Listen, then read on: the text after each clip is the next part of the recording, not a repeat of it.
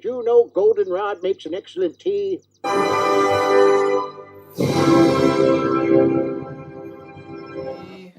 Happy birthday to me. Happy birthday, dear Aaron. You are a sad, strange little man, and you have my pity.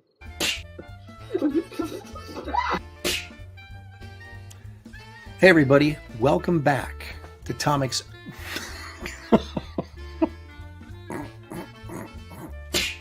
veteran of the comic book industry for 30 years. I'm a writer, I'm an artist, and this sucks.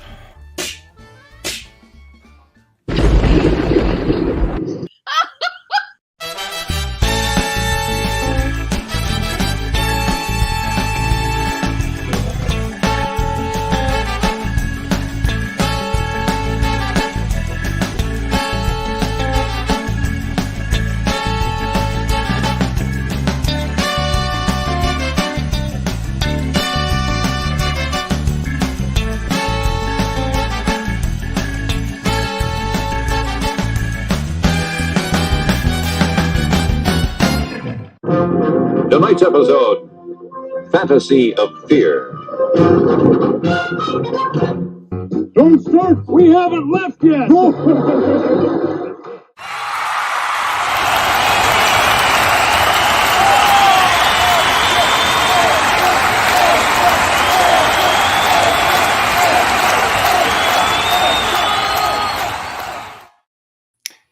Hi. Do you ever feel like you just rolled out of the sack no matter what time of day it is? Yeah, because I probably did. I got out of the sack earlier this Why morning. are but paintbrushes I feel on like here?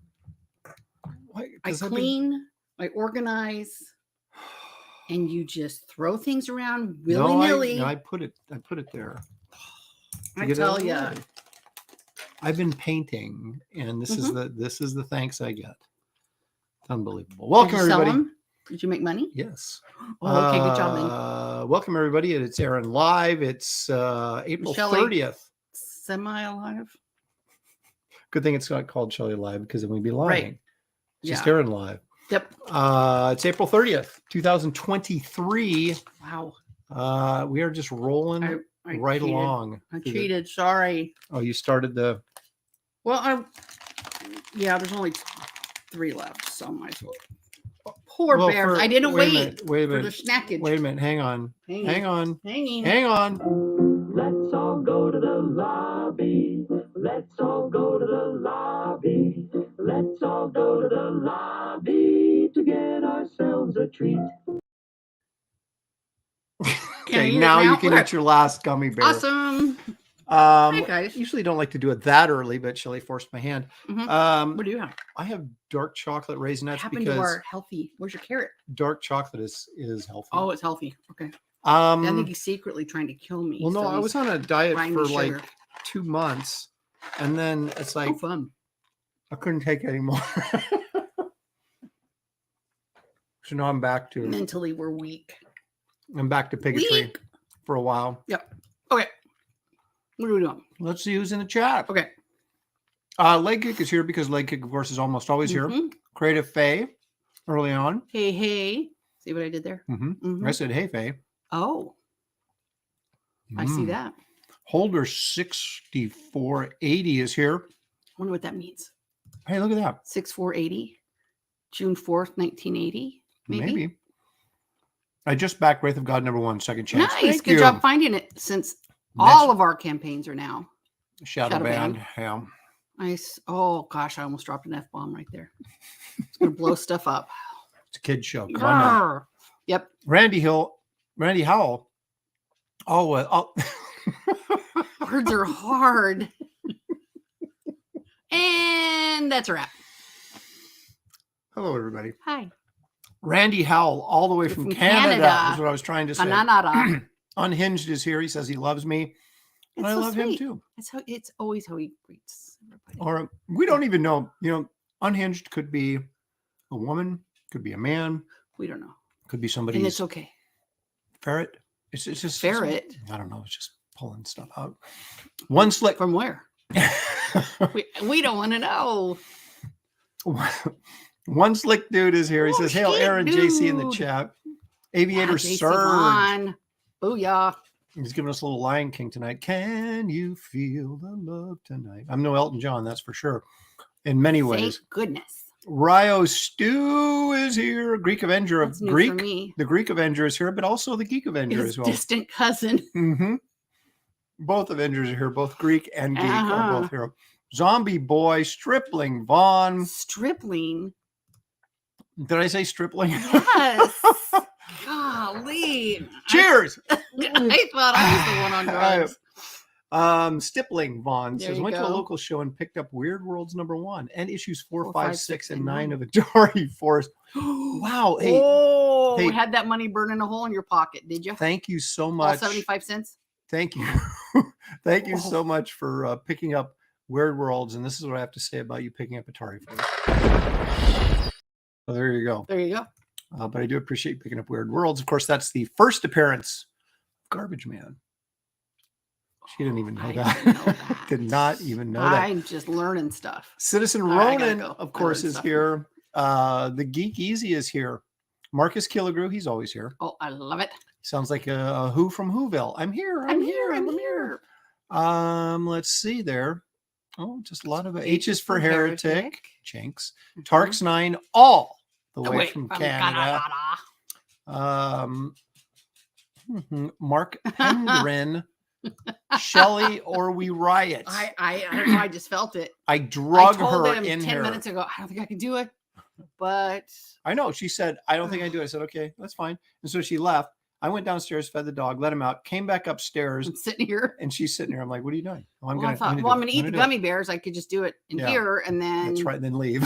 I said, I'll do a few minutes. My hands really hurt. I did too much yesterday and Yeah. today. She always do. You overwork yourself on Saturday, and then you can't Well, do the you show on think- Sunday. That's what she Oh, how thinks much you did I do guys. yesterday? Pardon us. I watched you put up the curtain for my closet thing, Uh-huh. and we put the shelving thing together. Yeah. And that was all I did, I think. Yeah, but well, that's still, You think you just have a Don't little worry. thing done on your little thing. Bone taken out of your thumb and like my entire hand and wrist. Oh, Oh, can't wait to get the other one done. Bring on Shelley and the old guy. Ooh, I'm looking old. Here, Oh. Daniel. There you go. I hope Yep. that was. Let's see here. Nice. Anybody else? TJ James is here. Kevin Thomas.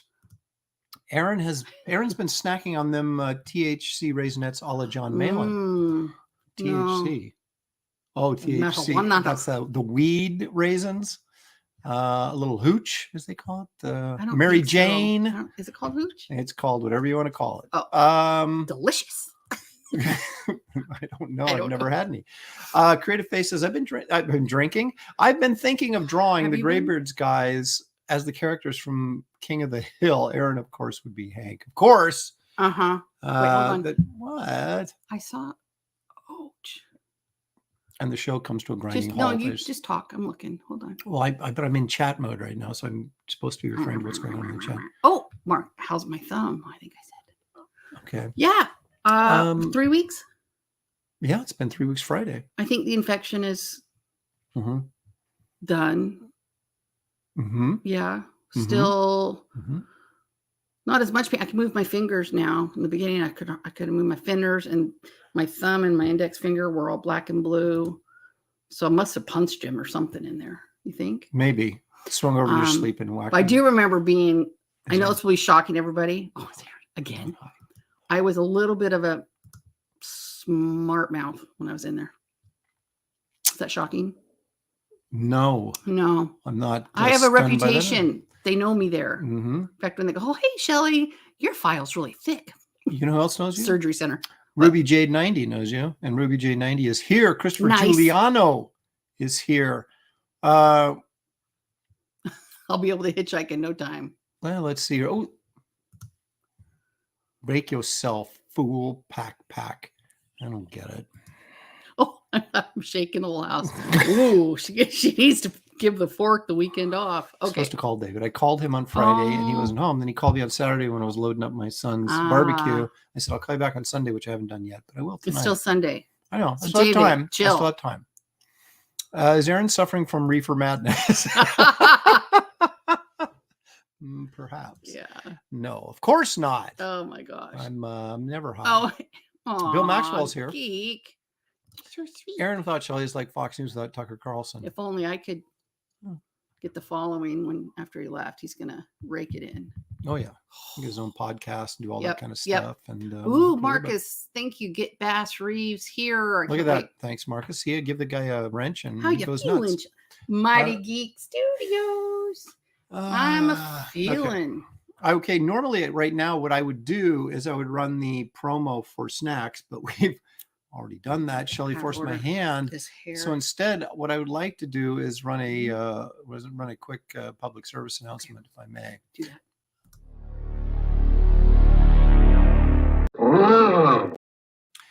We love it when you like and subscribe and hit Yes, notifications. please. It brings joy to our hearts. So Wait, feel free to. I don't. Hmm? We don't have any likes yet. We don't have any likes yet. I don't think so. Doesn't it show up? On the No, thing? that's. I think it something does. No, that's likes for like Facebook or something. Ouch. Oh, okay. Yeah. So there you go. So Show's over. Thank you for coming. Thanks for Aren't you excited Am I excited? Or are you talking that to them? I'm going to call tomorrow and schedule my other thumb? I am so excited. I just want to get it over with. Yeah, but considering what you went through with this one and going through with this one, Well, I that's can't why I wanna get imagine over that you're with. looking forward to it. Well, no, not really. But I mean, I am. Well, wouldn't you the rather? end of it? No, I don't want to string it on for 8 months because he said 4 months and then another 4 months. No bueno. So, although I did my hair today, Aaron's been putting my hair up in a ponytail for me. I used to do that all the time for our daughter. Yeah, out of practice though. In fact, I went to get my hair washed and she goes, "So what's happening with this ponytail?" Never, because I was just like, "It's good enough." Blah. So yeah, so I'm trying to go in and get my hair washed once a week, and because I can't do it. I have such a respect for people who maybe don't have one of their limbs or both. I am not left-handed. Did you know that? Pretty aware of that. Yeah. And like even brushing my teeth, I think I do a better job if I just held the toothbrush and just moved my head around because it is hard. You were told there'd be BigFoot. Well, Yeah. You're just going to have to wait. It's coming. I have big feet. Do you have big feet for a guy? No, I think I have average size feet for a guy. I should be I mean, I'm much taller. 6'2", so it's not like I'm not like a short guy or anything. I got ripped off. My mom, 5'2", ginormous feet. She got ripped off too. Well, she's 5'2" and has ginormous feet. That she. I know. Well, I had the same size feet as our middle blocker at Oregon State. I should be 6 feet tall. She was. Well, it's not fair. If you were, our kids would be professional athletes right now. Oh, Sammy's legs would be so long. Mm-hmm. Did you see those pictures? If you guys go, were they on Insta? The dance ones? I think I put them on Facebook, but I don't know. But good thing our daughter looks like me, except today. What? Well, that was kind of sad. Anyway, so let me give you guys a little bit of an update, if I may, on what's going on our completely shadow band extravaganza. Here it is. Okay, Daniel so Russell, booyah. Here we go. We have 3 days left. Pro hog. We have 3 days left on. Oh my gosh. It's a family show. Yeah, I know. Yeah, there's David spreading good cheer about whatever. All things large. All things large and in charge. Okay. All right. So we have 3 days left on the Wraith of God second chance campaign. So, we already had to extend it a week, right? Because we were gone last week. Right. So I'm going to be ending it here. Well, is it Wednesday? I guess. I don't know. But full disclosure, what we really would like to do is get this campaign to $10,000 and about 150 backers. That'll be our kind of our break-even point. Now, I'm going forward with it regardless if we hit that number or not. This is getting printed and you guys are getting your books. I'm just saying, if you want to make my life a little bit easier, tell your friends, tell your neighbors, tell your enemies to back this thing. Share the crap out of it and make sure they know they need that link. That's right, because you can't just find it on Indiegogo anymore. Such BS. It is. But something that we're used to and trying to work around for the time being, and eventually find other avenues to sell our wares. This is almost embarrassing. I'm Get so a Sonic dumb. toothbrush. Takes no effort to use one of those. I have one. But she doesn't use it. I didn't even think about it. Didn't As think it about sits it. there next to my water pick that I've never used. Mm. Such a loser. I know. Wait a minute. No, I'm no, you're not, honey.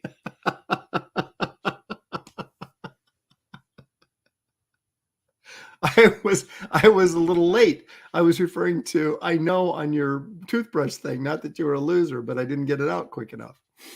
So there you go.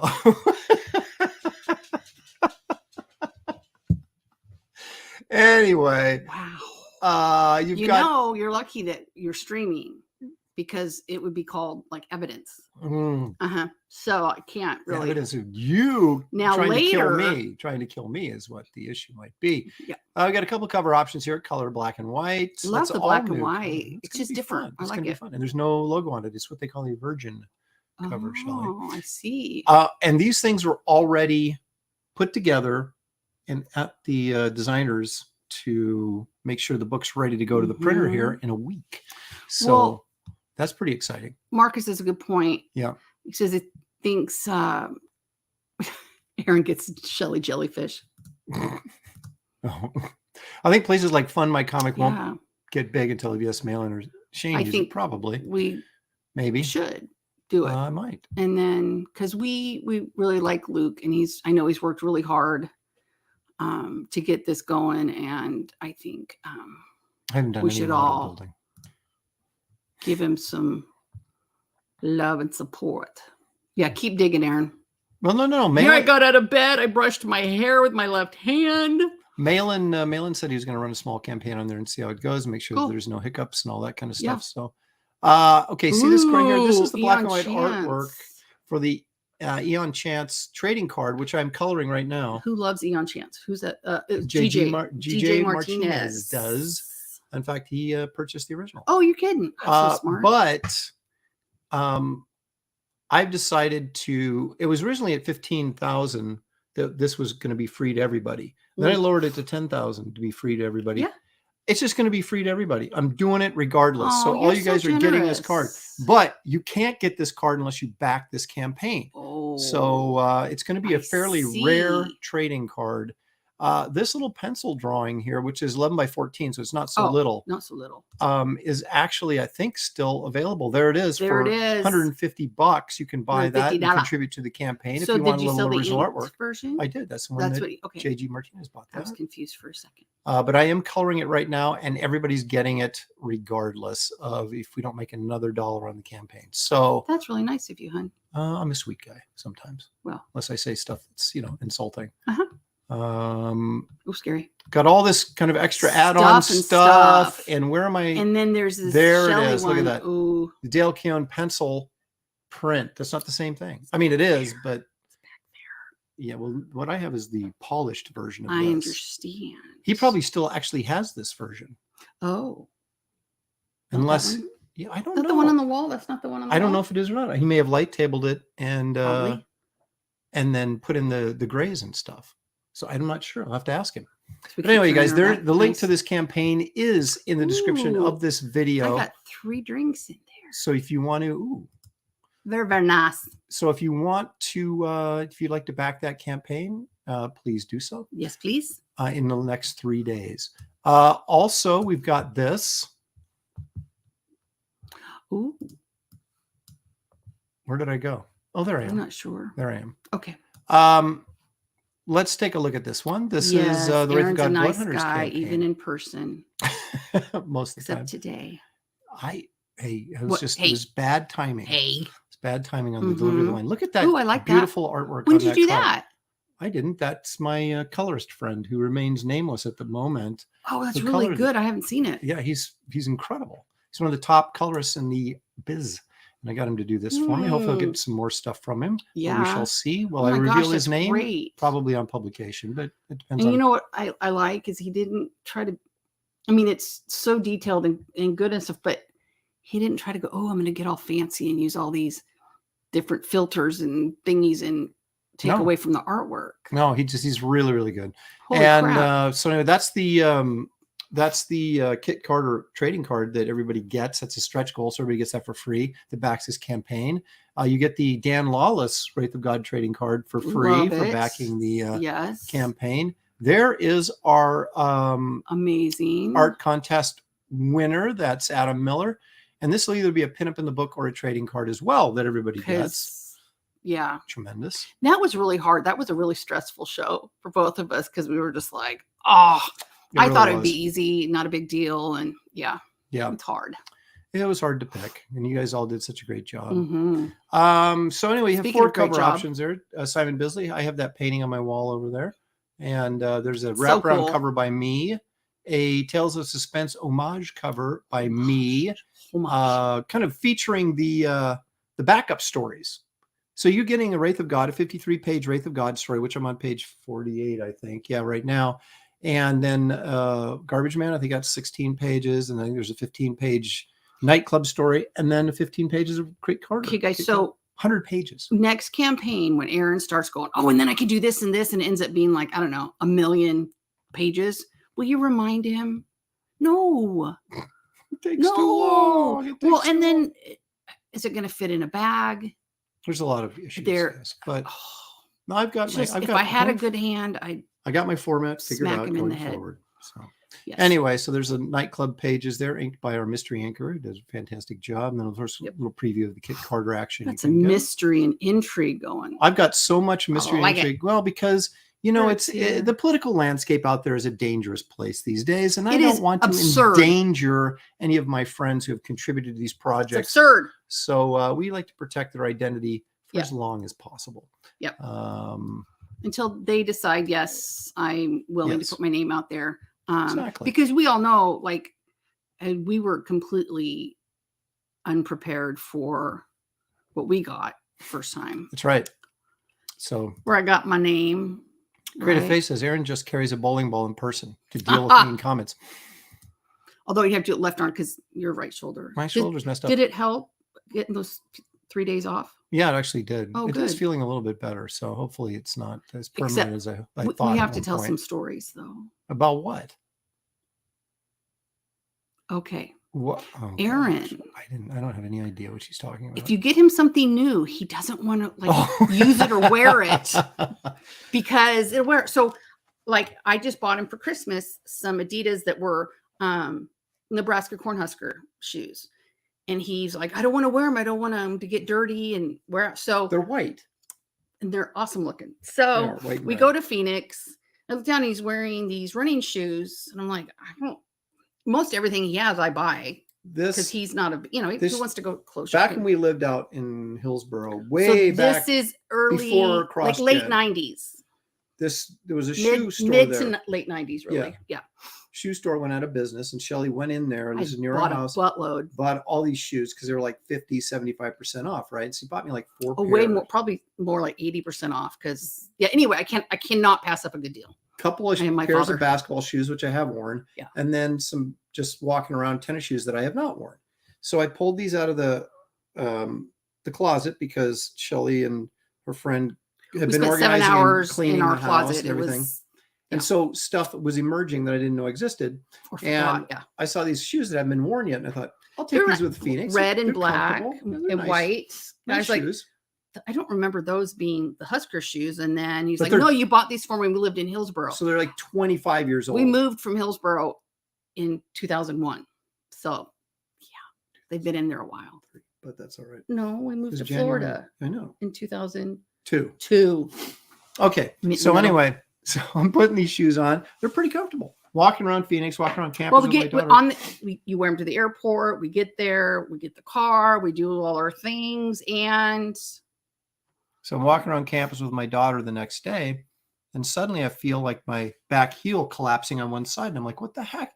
I take my shoe off and look, and half the sole had just the bottom, just like color it, just came tore away in one piece, gone in one big chunk, like a big, almost like a J. Mm-hmm. And so I'm like, what the heck? So we're walking back to my car from her apartment, and there it is laying on the ground. So I pick it up and I'm like, you got to be kidding me. So we get back to the hotel and I'm showing Shelly, look at this. This shoe just never worn it, just it's falling apart. And so I grabbed the other heel, checked the stability of the thing, and it just pops right off. So now I have brand new tennis shoes with no soles on the heel Outside, of it either just- yeah. shoe. At either shoe. So yeah. And so- all he has is like a pair of dress shoes that would look kind of funky with Yep. shorts. So here it is, mid 90s. Yeah. And he is wearing jeans the whole time because he doesn't want. And I'm like, just go buy. So all day Saturday, Sammy just hung out in our hotel room. And of course, I was only 2 weeks from surgery, and flying was really painful for some reason. And then, so I'm in the hotel room icing and stuff all day, just kind of hanging out until we can go watch her dance, which was amazing, by the way. And I'm like, go buy some shoes. And you know, No. Aaron, not buying shoes when I've got some at home. So yeah. So of course I was dying. And that was his lesson, that like, they're going to wear out whether you wear them or not now, apparently. So just wear them, and you don't have to wear this. He'll wear the same pair until it disintegrates, and then he'll get the next pair out. And I'm like, just wear them. Oh, Goodness terrible. sakes. Terrible, I tell you. It But was anyway, yeah. So I've I've learned my lesson now. Don't hang on to shoes for 25 Right. years before you put them on your feet. right. Because that rubber may get hard and crumble. What was yeah. another ditzy thing you did down there? Well, I don't see how that was a ditzy thing on my part. Oh, The true. shoe fell apart. I didn't do bye. anything. Hey, Merry Christmas. Oh my Shelley. gosh, it was really funny though. And then watching him, I'm just gonna wear him. I'm gonna walk around, and he is so not good at just chilling. Like No, I can't. I can lay in bed, watch movies. I ain't like Can't do it. professional level at this thing. I wake up, okay, like noon probably. He's already walked all over the hotel, outside, getting used to his shoes. My shoes He's still trying to wear disintegrating them. as I'm wearing them. Thinking, well, I might be able to wear them without soles. And I finally threw them in the garbage. Oh my gosh, it was I gotta say, but it didn't feel like 95 degrees. No, Like it was 80 here, and it's It's a like, dry heat. oh, no, yeah. it was nice. No, I really enjoyed it. Yeah. Speaking of heat, we have Bringing the heat. we have a special guest today. Brings the heat. He brings the heat. He brings it. Brings it. JC Vaughn is, you might know him from Gemstone Publishing fame. You might know him from Al Capone Vampire. Hunter. And you may know him just from, bumping into him on the street. Because he's often found wandering He's the wandering streets, as his shoes are disintegrating under looking his for feet. comic books. But anyway, it's great to have him back on the show. A returning guest. How about Yes. that? How Everybody, about that? welcome back, Mr. JC Tex Vaughn. There he is. Hey, JC. Hey. Thanks Good for evening. Good evening. Hey, Nice. Well, your this case, good one afternoon. too, and don't take it personal, please. But now that there's somebody entertaining here, I feel like I can. you can depart. You've eaten we'll your just gummy change- bears, yeah. and now you can just hit the I road. just want to say hi to everybody. I'm doing. Can't wait to get. I have both. No, popped in the head. So, oh yeah, security. They wouldn't let me get on the plane unless I took these off. They can't just like. I go, there's metal in here because why else? I mean, it's a brace. So, did you watch them as they came over to talk to me? They sent like 4 people over, one at a time. Yeah, I told her. I said, "Don't take it off because it's such It it hurt. hurts, and then getting it back on is a pain in the butt." And I was just saying, just Mhm. tell them you can't take it off. Well, she told them that, and then they brought out the major security, and pretty soon it was like you can't leave unless you take that Yeah, off. like we can't let you on the plane unless you take it off. hmm And I was like, And then after that, they asked her to take her brace off. So, after they called security for another reason. nah, I'm kidding. No. All right. So have a good one, everybody. I'm going to go back to bed. All right. See ya. Thanks for joining us, Bye, Shelley. Shelley. It's really showtime, everybody. Oh, Give sure. her a big hand. Thank you for joining us. Because I Thanks. only got one. Well, JC, I got a million questions to ask you, but first let me take this $5 super chat from Neon Knight Rider. Thank you for the $5, man. I really appreciate it. He says, do you think this will be a new era of Nebraska football with new coach Matt Rule? I do. Maybe I'm drinking the Kool-Aid, but I really feel like they got it right this time, and I'm very excited for this upcoming season. So thank you for asking. All right. Now, Mr. Vaughn. Yes, sir. I feel like I have to call you Mr. Vaughn now because you recently got a promotion, right? Will you tell us about that? Tell us what happened, where your stature is in life now. I'm according to my doctor, I'm slightly shorter. Oh, That's not I am now the president of Gemstone Publishing. just a couple of weeks ahead of my 28th anniversary with the company. Wow. Now, who did you have to knock off to get that position? Was that The like, great part about this is there's only been one president of Gemstone, and that's been Steve Jeppy. And so he is still our CEO, and he is still the chairman of Jeppy Family Enterprises. But as the guy who runs the day-to-day of Gemstone, and as we've talked about before, Bob Overstreet still does the pricing, he and his team. Mm-hmm. And which is remarkable. And Bob just turned 85. And he says the price guide keeps him young. He still loves doing it. And my happiness, I've been on board for more than half of them these days, so that's good. And but my worst day, I'm running a book I grew up reading. Well, you know what a fan I am of the price guide. So now, and let's face it, everybody knows it was because of that EC cover on number 52 that I got the promotion. So, well, I didn't want to bring it up out of humility. Yeah. I didn't want to, but they said, if he can get this done, this guy should be president. Now, let's be honest, does your job description, or pardon me, does your actual job change? Because you were pretty much doing a lot of stuff before this. It's the great thing. Truthfully, nothing on the org chart changes, and I'm very fortunate. This is how it's gone. It didn't change when I got to be vice president. I was running the day-to-day at that point. And all it means for me is that I feel the responsibility even more acutely. I joke about this, but it's also really true. If I was the kind of creator who had a day job he hated, I'd probably be way further along as a creator, because I'd just doing it. And calling the Overstreet comic book price guide my day job is a bit of a joke, because I couldn't do what I do if I didn't love it.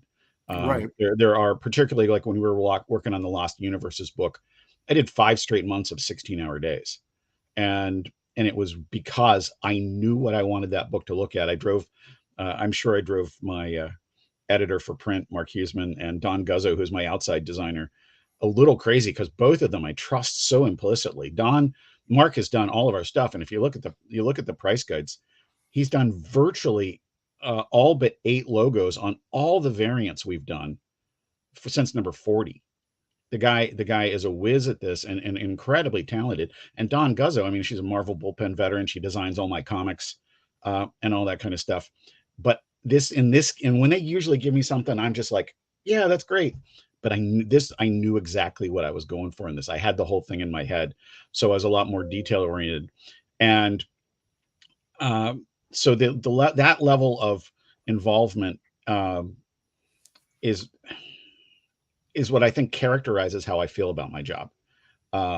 It's just, I am so fortunate. My worst day, I run a book I grew up reading.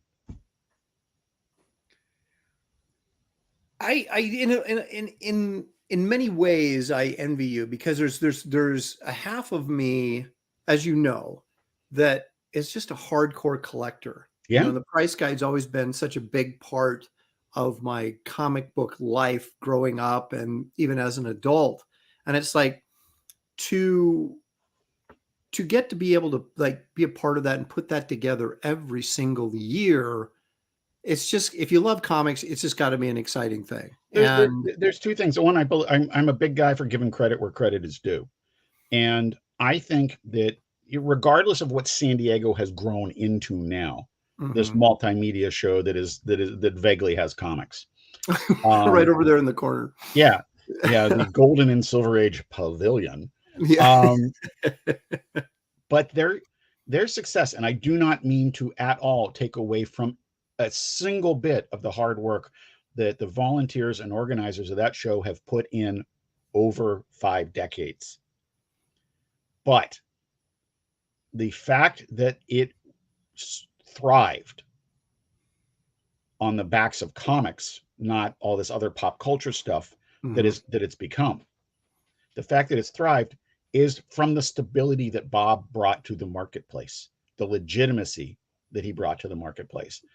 And when we did our book Overstreet at 50, 5 decades of the Overstreet comic book price guide. That was my thank you note to Bob for that, because, you know, like I said, I feel like, given that he's significantly past the age where a lot of people retire, that I'm incredibly thankful to have his involvement still. And I still remember what it was like joining the staff and just being able to walk down the hall and ask Bob Overstreet a question.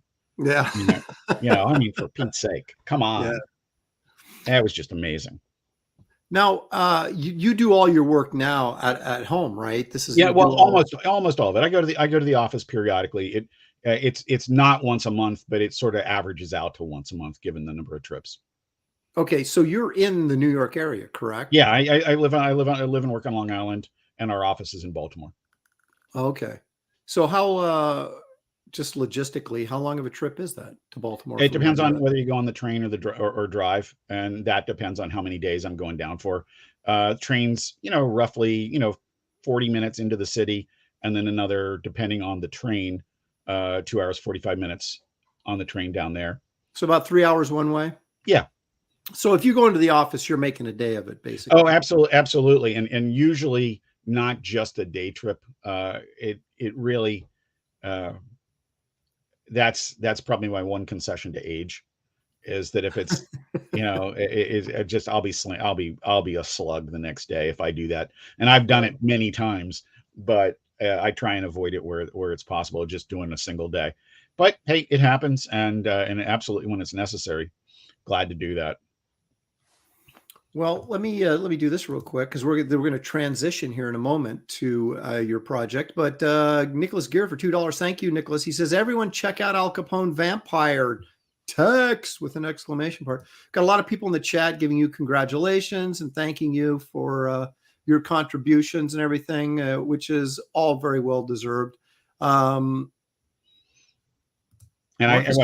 seriously, thank you, everybody. I really appreciate it.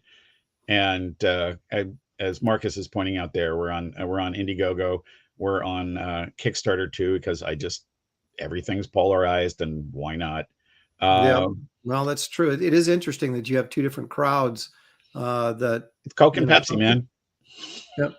People they'll buy on Kickstarter, but they won't buy on Indiegogo, and people that are buying Indiegogo won't buy on Kickstarter. It's a very strange phenomenon. And I could spend a lot of time tilting at the windmill, like, why is it that way? Mm-hmm. Or I could, as a business person, respond and say, it is that way.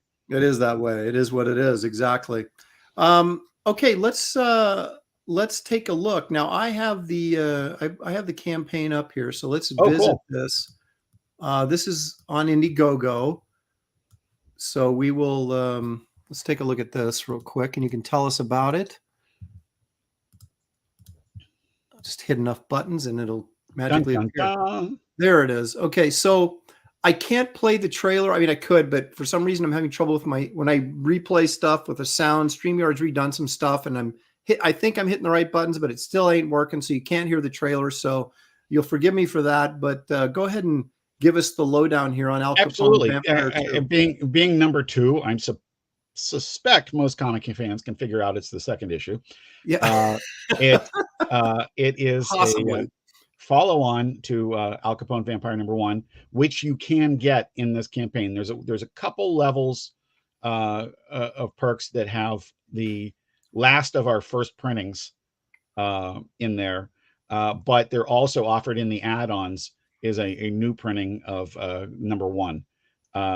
It is basically starting in our Vampire PA Bite Out of Crime one-shot. Al Capone comes back. We have not yet explored his vampire origin and how he has come back to modern times. But this storyline is he's back. He's a vampire, and he's decided to take over Chicago again. And he's a little bit flamboyant. And this is and I say this even though he's a vampire, this is a robust Al Capone. This is not Al Capone at the end of his life when he was granted compassionate release because he had the intellect of a 12-year-old due to having syphilis and recovering from cocaine addiction. Yeah. The funny thing is, you see pictures of him, when he was in prison. He died when he was in his 30s, right? 30s or early 40s. Yeah, I could have swore I read he was 36 or 38 or something, and I was like, he looks like he's 50 or 60 years old. Yeah, the wear and tear, and for a good bit of his time in prison, he was a model prisoner. But as his intellect declined, there was a low level guy from the Capone organization who, under normal circumstances in prison life, Capone would have been protecting that guy, and this guy ended up protecting Capone. We're doing his vampire origin is going to come in number 3, which we're about halfway done with right now. And normally all my kind of writing for comics is almost all in the plotting. I know my characters. Once I get to that point, I know my characters. Scripting is very easy for me. When I have the plot, I've done more rewriting on number 3 than probably any comic I've done in years, because I just keep on finding out all these facts and things like that. One of the pages we've got in it, and I can't wait for people to see this one. One of the pages is an actual prison document. My artists, Brendan and Brian Frame, redrew the photo that was attached to it. So the photo is art, but it's an actual prison document that I mentioned Dawn Guzzo before. She was able to take a fairly low res thing and up it to where it really worked very, very nicely. How cool. Now, did Dawn designed your logo here? Yeah, I've got a specialty logo that runs on a handful of the covers that Mark Wheatley designed. But yeah, Dawn designed the logo. Like this. And obviously and the this Vampire PA logo option that's out to the side there, that was Mark Wheatley. And so, because this is actually still a continuation of Vampire PA. Okay. And this cover option here is a tribute to the Untouchables. Yeah, the Untouchables one sheet. And on the Indiegogo campaign, you can actually get the original art for this. Oh, how about that? And this cover, my friend James Nelms, who's an incredible photographer, is also an artist. He's worked in advertising for years, but James drew my first comic strip in my junior college newspaper, which is where we met. And so I've been working with him since the turn of the 19th century or something like that. Since the early days. Early days. And this is just phenomenal. This one has actually proven really popular. Yeah, that's really cool. I like it a lot. I love that image of Capone and the poor bloody victim of Al Capone, vampire. No, and what I like about it is, my first reaction was, well, that's a kid. I don't know if I like it. Then I realized, no, it's an adult who's been drained of her blood. And I'm like, oh man, that's pretty wicked. Yeah, that's pretty creepy. No, it is. That's a really cool cover. Third cover, it's just it obviously we got Capone there in the inset, and this is our main cast from Vampire PA, which is Dee Dee, Dean, and Scuba Dave. And he's called Scuba Dave because he was talking about going on a scuba vacation once. Okay, I almost was going to drop a Scooby-Doo joke there, but I thought, nah, I won't do that. Nope, Scuba Dave. And this is the Indiegogo exclusive cover, which is the black and white, just the inked. Brendan, Brian, there's times where I think they roll their eyes when I give them a suggestion, and then they just kick ass on it. It was sort of the same with the Punch Comics number 12 version of number 1, right? The homage to that. They totally didn't get it. They didn't like it, and boom, sold immediately. It's such a great cover, and everybody I show it to is just blown away by it. Yeah, well, I mean, it's a lot of people, especially younger creators, who don't have that sort of awareness of the golden age books. When I saw that cover, I immediately went, oh my gosh, yes, I know what that is. I actually have the glow in the dark version up there on my spinner rack. So man, I got to tell you, I got that at San Diego, my advanced copy of that. And so I left it out in the sun in the hotel room and went to the show deliberately, just going to leave it in the sun all day. I come back. I couldn't wait to get back to the room, walk into the bathroom, close the door, turn out the light. And I just like, oh man, I was just giggling. It was so great. It really is a good gimmick, isn't it? Yeah. I remember when Marvel first did that with Ghost Rider. Ghost Rider 15, man. Yeah. And that was like, oh, it's genius. Because everybody was trying to figure out what can we do on this cover that somebody else has not done yet. And I was slated to take over early in my career, She-Hulk. And I had come up with the fuzzy pink bikini cover idea that they actually were going to go with, but then I ended up not being on the book and whatever. But You know how they used to have those kind of, that sort of felt, Yeah. raised felt. You'd see it on Yeah. greeting cards and stuff like that. I said, what if we did, She-Hulk, but did it in in one of those with a pink bikini? And they were talking about doing it, but it just, never happened. But I think that would have been a shipping nightmare. probably. But people would have bought it. Yeah, absolutely. So anyway, you guys, there's the link. And you know what? And you know what's go not ahead. visible on the company? It is in the choices, in the perks down the side. I've got to drop in the glow in the dark cover. I sent you a JPEG of it, but I didn't realize that it's that. Yeah. So.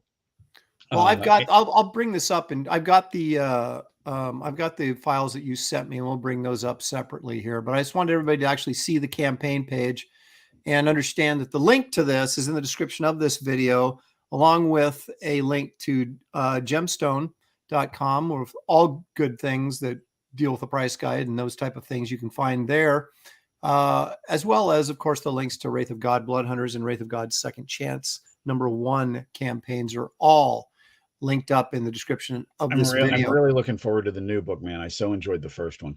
Oh, thank you so much, man. I appreciate you saying that. As I do respect your opinion very much. So I appreciate that. Let's take a look at this stuff. Let me see here. Just got to click the right amount of buttons. Do you want to start on the price guide or Al Capone? Sure. Wherever we want to go. This is the the oversized limited edition of the price guide for people with eyes like mine. I need to start doing this because it does. It doesn't have the articles, and it doesn't have any of the ads. So it is a limited edition, but it is oversized. It is a wonderful book. And this cover is David Michael Beck, who has been a good friend for a long time, but I hadn't had him do a price guide cover before. And looking at this, I don't know why. I called him up and I said, I want you to find a golden age public domain character that people have forgotten about that you really like. Okay. So that was my restriction to him. And he comes back with this character called Blackout. And I knew nothing about it. Never heard and David always sweats the details. Like he sent me a version of this that was just about complete. I would have thought it was complete. Mm-hmm. And then he calls back. He goes, no, I got to do a bullet hole through the cape. And so that last bullet shot was the last thing he added. And this obviously this has proven to be very popular so far. I don't have my final orders yet, but the oversized version of the book sells out usually first month, maybe second month every year. Now, is that because you have a limited number, or is it because nobody can see anymore? Honestly, it's because there's a lot of us that really need this book. And but I think some of it's because the limited number, and the reason for the limit is I don't want to undermine my advertisers. This is the thing that the dealers are going to use. They don't need to see their competitors' ads. This is the thing that longtime collectors are going to use. Mm-hmm. And guys who buy collections or things like that. And even though it's big, it'll stay open when you're sitting on a bunch of long boxes. Yeah. Now I'm going to have to get one of these then, because I am a serious collector and I can't see anything small anymore. So then this may be perfect for you. This may be the book for me. You've got a couple other price guides. We'll go through the price guides and we'll go back to look at some of the Al Capone images. Now this is our own Dan Lawless cover. I really like this a lot. This is for the regular one of the regular. Yeah, this is one of the two regular editions. This is this version will only be in comic shops, but it should be widely available. Frank Frazetta's Death Dealer, and it was just really nice timing. I was trying to do Conan, and my contact at Titan just didn't get back to me, so I started thinking, well, what else can I do that's different, that's not Marvel, not DC? They'll have some name recognition. And Death Dealer hit me. I walked in the comic shop, saw an issue of the new comic series, and I've been aware of it. I hadn't been aware of how now I think they just announced a 4th printing of #1. Really? So real happy for them. I had Billy Yeah. Tucci put me in touch with Sarah Frazetta at Frazetta Girls, and she was like way open to it. I reached out to Dan, and he was doing one as a submission. Like I had the finished product like 2 days later. Well, And you know what inspired Dan? I did like a series of Death Dealer sketches, and I think Dan saw those. He's like, "Oh yeah, I can do better than Aaron can." So he started working on this, and it just worked out perfectly that you wanted it. So you got it in 2 days. And you gotta love the timing and be open to things when they come together like that so quickly. That is a real rarity for things to happen like that. And the great thing about Death Dealer is obviously they use a bunch of Frazetta pieces as their B covers, but they've got a who's who dropping in and doing Death Dealer covers, and I think they got a lot of people trying to rise to the challenge, and clearly Dan did that here. And I had the opportunity in Al Capone Vampire #1 on one of our backup stories to work with Dan on the Retro Mariner, and that was a blast, and I was blown away by his artwork. And so this is just a natural outgrowth of me having a chance to work with somebody and turning into a fan of that person. Yeah. Yeah. I was just blown away when I saw this. I was like, all right, Dan, nice work. That's going to be a great, great cover. So it's like, now I have to get the regular sized one because of Dan's cover. Then I have to get the big one just so I can read it. So, but anyway, so you got 2 copies out of me, JC. You're a smart man. Well, we got that going for us. You're a smart man. Okay. So, okay. Did I send you the Avengers cover? Probably. I mean, these are all the things. Let me see what's in here. Wow. Oh yeah, yeah. Oh, let's do this first. That's Kevin Nolan, man. Kevin had done for the Hero Initiative, which is a limited edition Overstreet. It's only 500 hardcover copies each year, and we don't even sell them. We give them to the Hero Initiative, and they sell them. We had done a reinterpretation because it wasn't a spot-on recreation. It was, but it was Marvel feature #1, first appearance of the Defenders. Right. And his Hulk on it was, there's no other word, but incredible. Yes. And I started looking for something that I could do with him on it. And I really immediately, as soon as I saw that a couple of years ago, felt like I needed to have him on a wider release cover. And this is the 60th anniversary of the Avengers this year. And I thought I wanted to find something that we could actually improve on what was done. And the original cover, as great as it is, if the Wasp is there, I can't see her. And so I'm trying to think. I mean, I'll be honest with you. I'm not a huge fan of that cover. That's one of my least favorite Avengers covers, but this is awesome. Yeah. Isn't it? Isn't yes. it? Listen, I man, as a storyteller, I would never, I don't have any complaints about Jack Kirby. Some of his covers you look at and you go, this was a 5-page a day cover. Right. The like, to me, how you can have the Avengers, which had not a lot of people in the team at that time, and not show the Wasp. I didn't understand that. And so we talked about that, and that was like probably my one prerequisite. And I just knew his Hulk again would make magnificent. I didn't know that, I had every suspicion that Kevin would kick ass on Namor, but I mean, look at it. It's just, it's magical. Well, there's very little that I would put in front of Kevin and not think he'd knock it out of the park. You know, he just has such a. But when the great thing, I was talking about this the other day, the most wonderful thing is when you have these high expectations and they're still exceeded. Yes. Isn't it? Yeah. And he's a terrific colorist too. I assume he colored this, right? Yeah, he did. And before I worked with him on the Marvel Feature 1 reinterpretation, I didn't know that.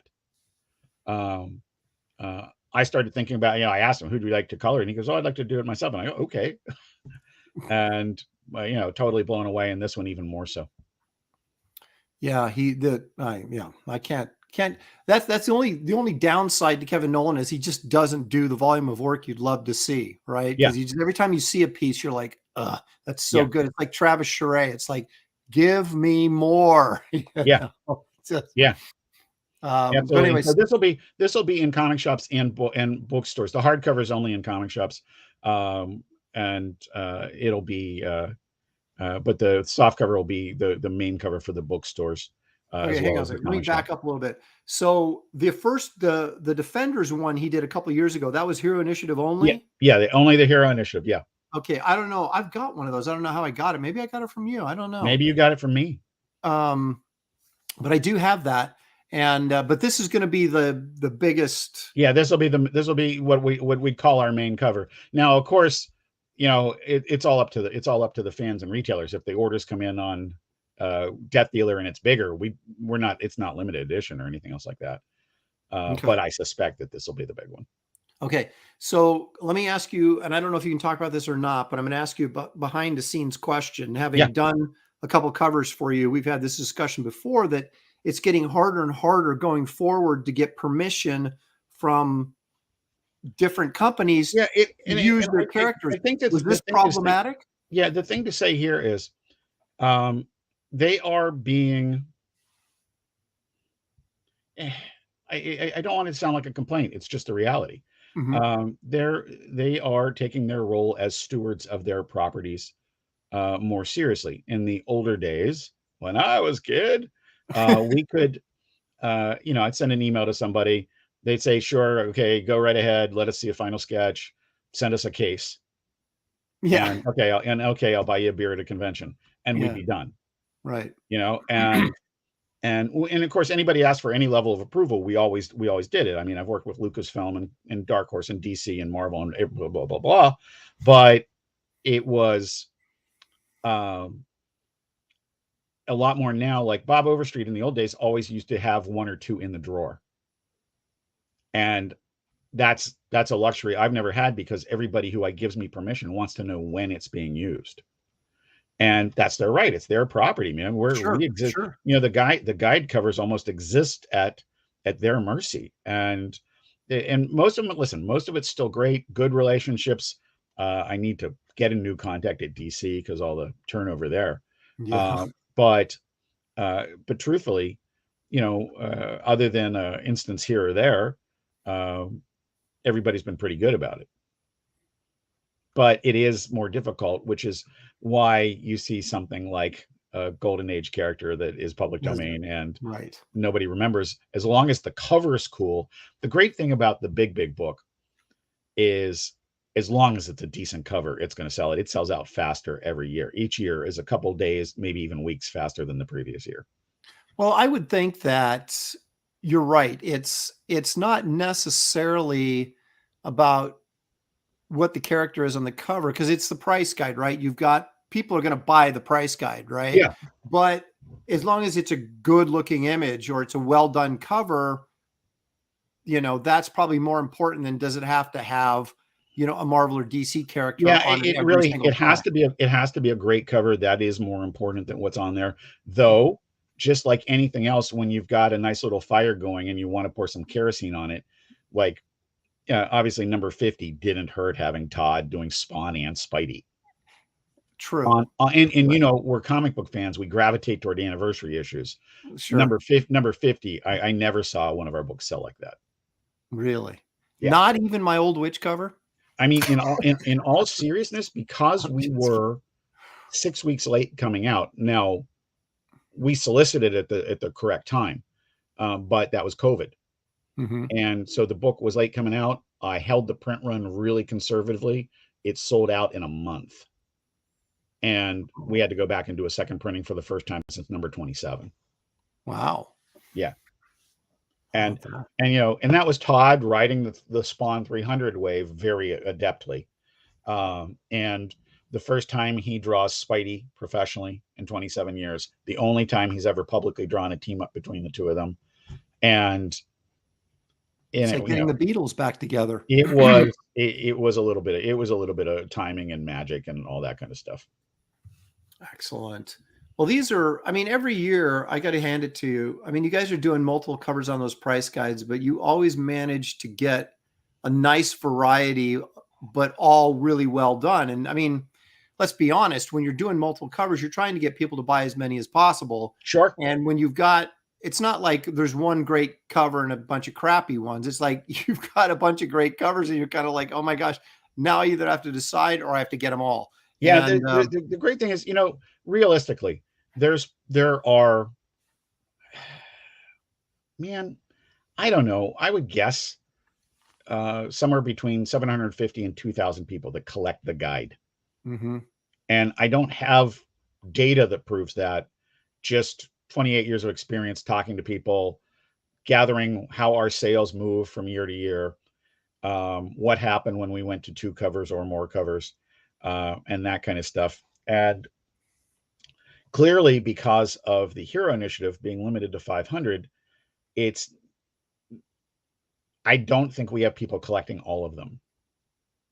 They collect, I think they might pick 1 or 2 each year. I think what we get from the serious collectors is buying a big and the hardcover. That's what I think is really going on with a lot of that. I could be wrong. And the great thing is, I'm happy enough that I don't care. As long as they're buying the book, I don't care which version. Right. Well, when you guys started doing the multiple covers, I don't remember exactly when that was. I'm sure you probably do, but 27. When was it? 27. Okay. What year was that though? 1997. Okay. So I was an adult and I was buying, I mean, I've been buying the price guide since I was a kid, but I remember, because every once in a while there is, for whatever reason, you go, oh, I like that cover. Oh, I don't like that cover. But I love the get, there was always at least one cover that I always liked. Yeah. So it gave me the option of going, well, okay, I don't like this one, but I love this one. So I'm going to get this one kind of thing. And I think that's a nice option to give fans and readers, that even if they're not collectors, just to give them a variety and say, here's 3 covers to choose from, pick your favorite, rather than if you just take one, people are going to buy the book because they want the price guide, but it's the difference between, saying, okay, well, I'm giving you my $35 for this book, although I would have wished you'd done something different on the cover, or saying, I'm giving you my $35 and I want that cover. So, yeah, and listen, I think most people that get it are getting one cover or the other. And given that we still have a big chunk of sales in the soft covers in the bookstores or Amazon, that kind of market,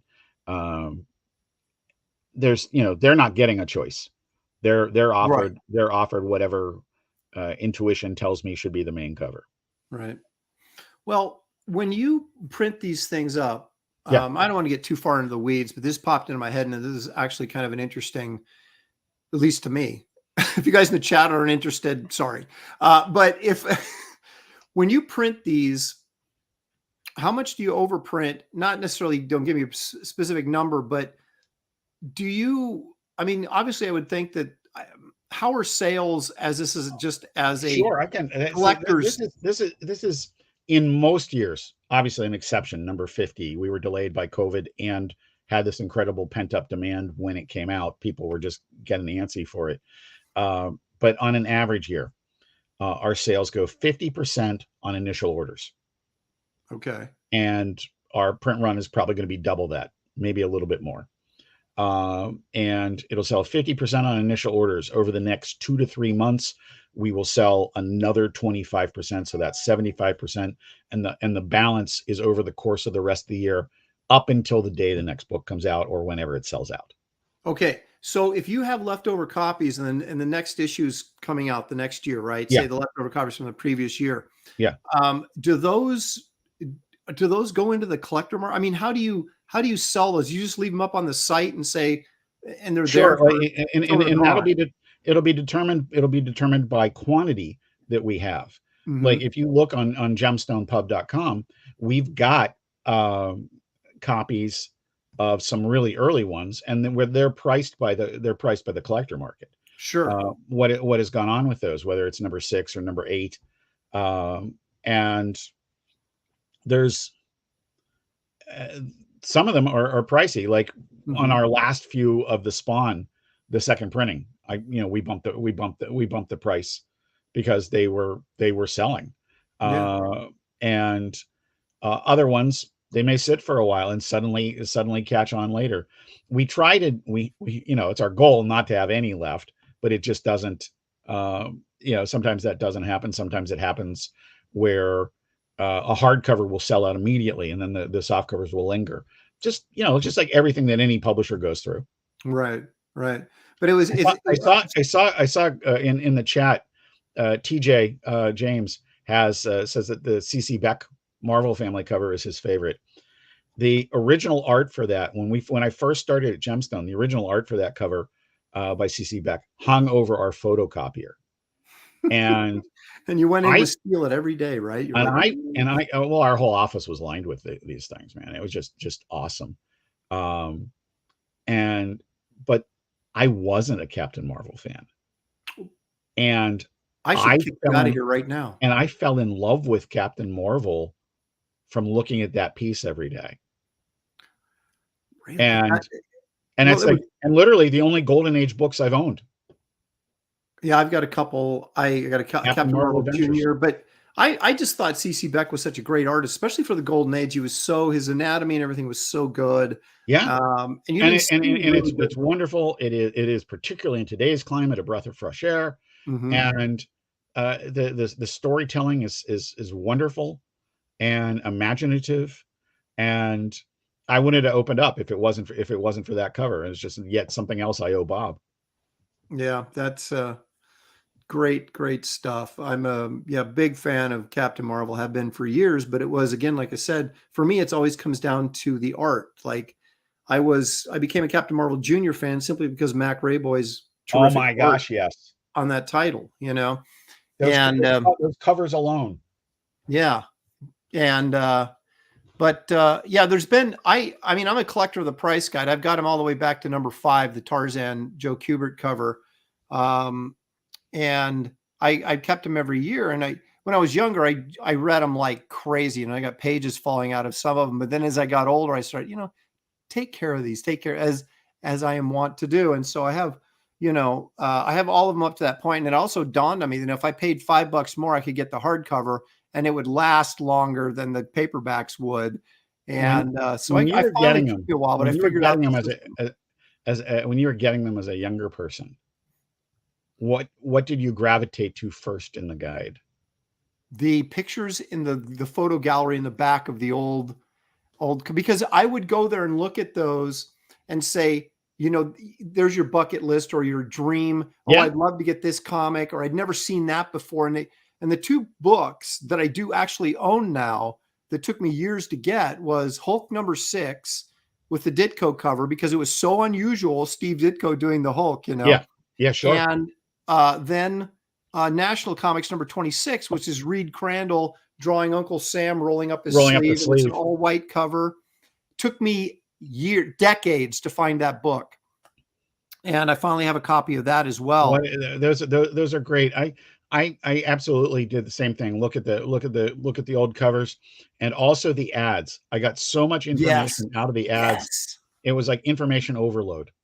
Yeah.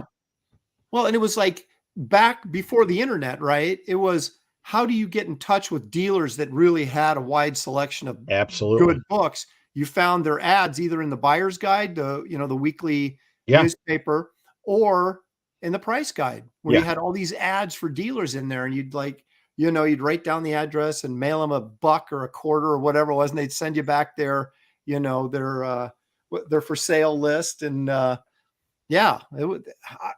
Price Guide served many more purposes than just how much is your comic book worth. It had all this extra stuff in it, which it still does. And all that information was way more interesting to me. That a comic existed was way more interesting to me than its price. Yes. The great thing is that's why I've got Bob and his team to worry about that. I'm never going to be the pricing guy. I'm the in that respect, I'm the editorial and operations guy.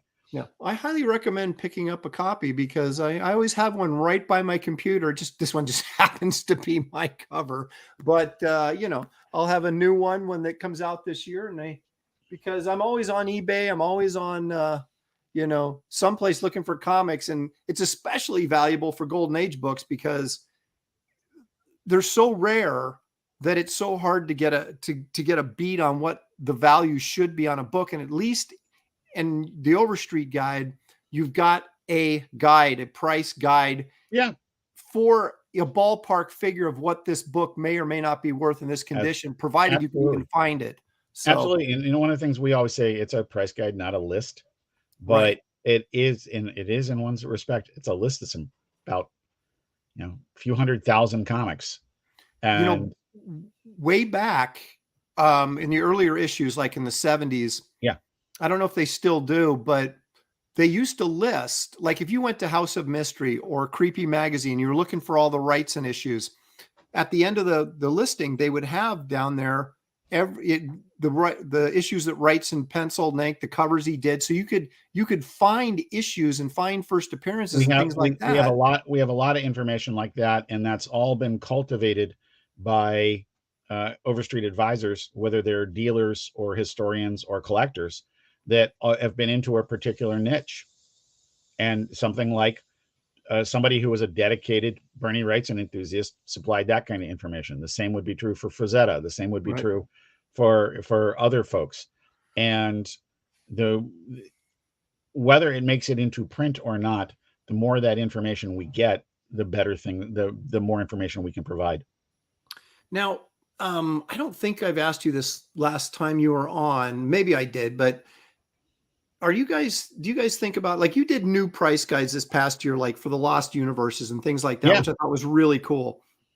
What about fanzines and, like Foom magazine? And you know what? I think that's a really great question, Aaron. I think that my opinion is that we're almost there in terms of the need for it.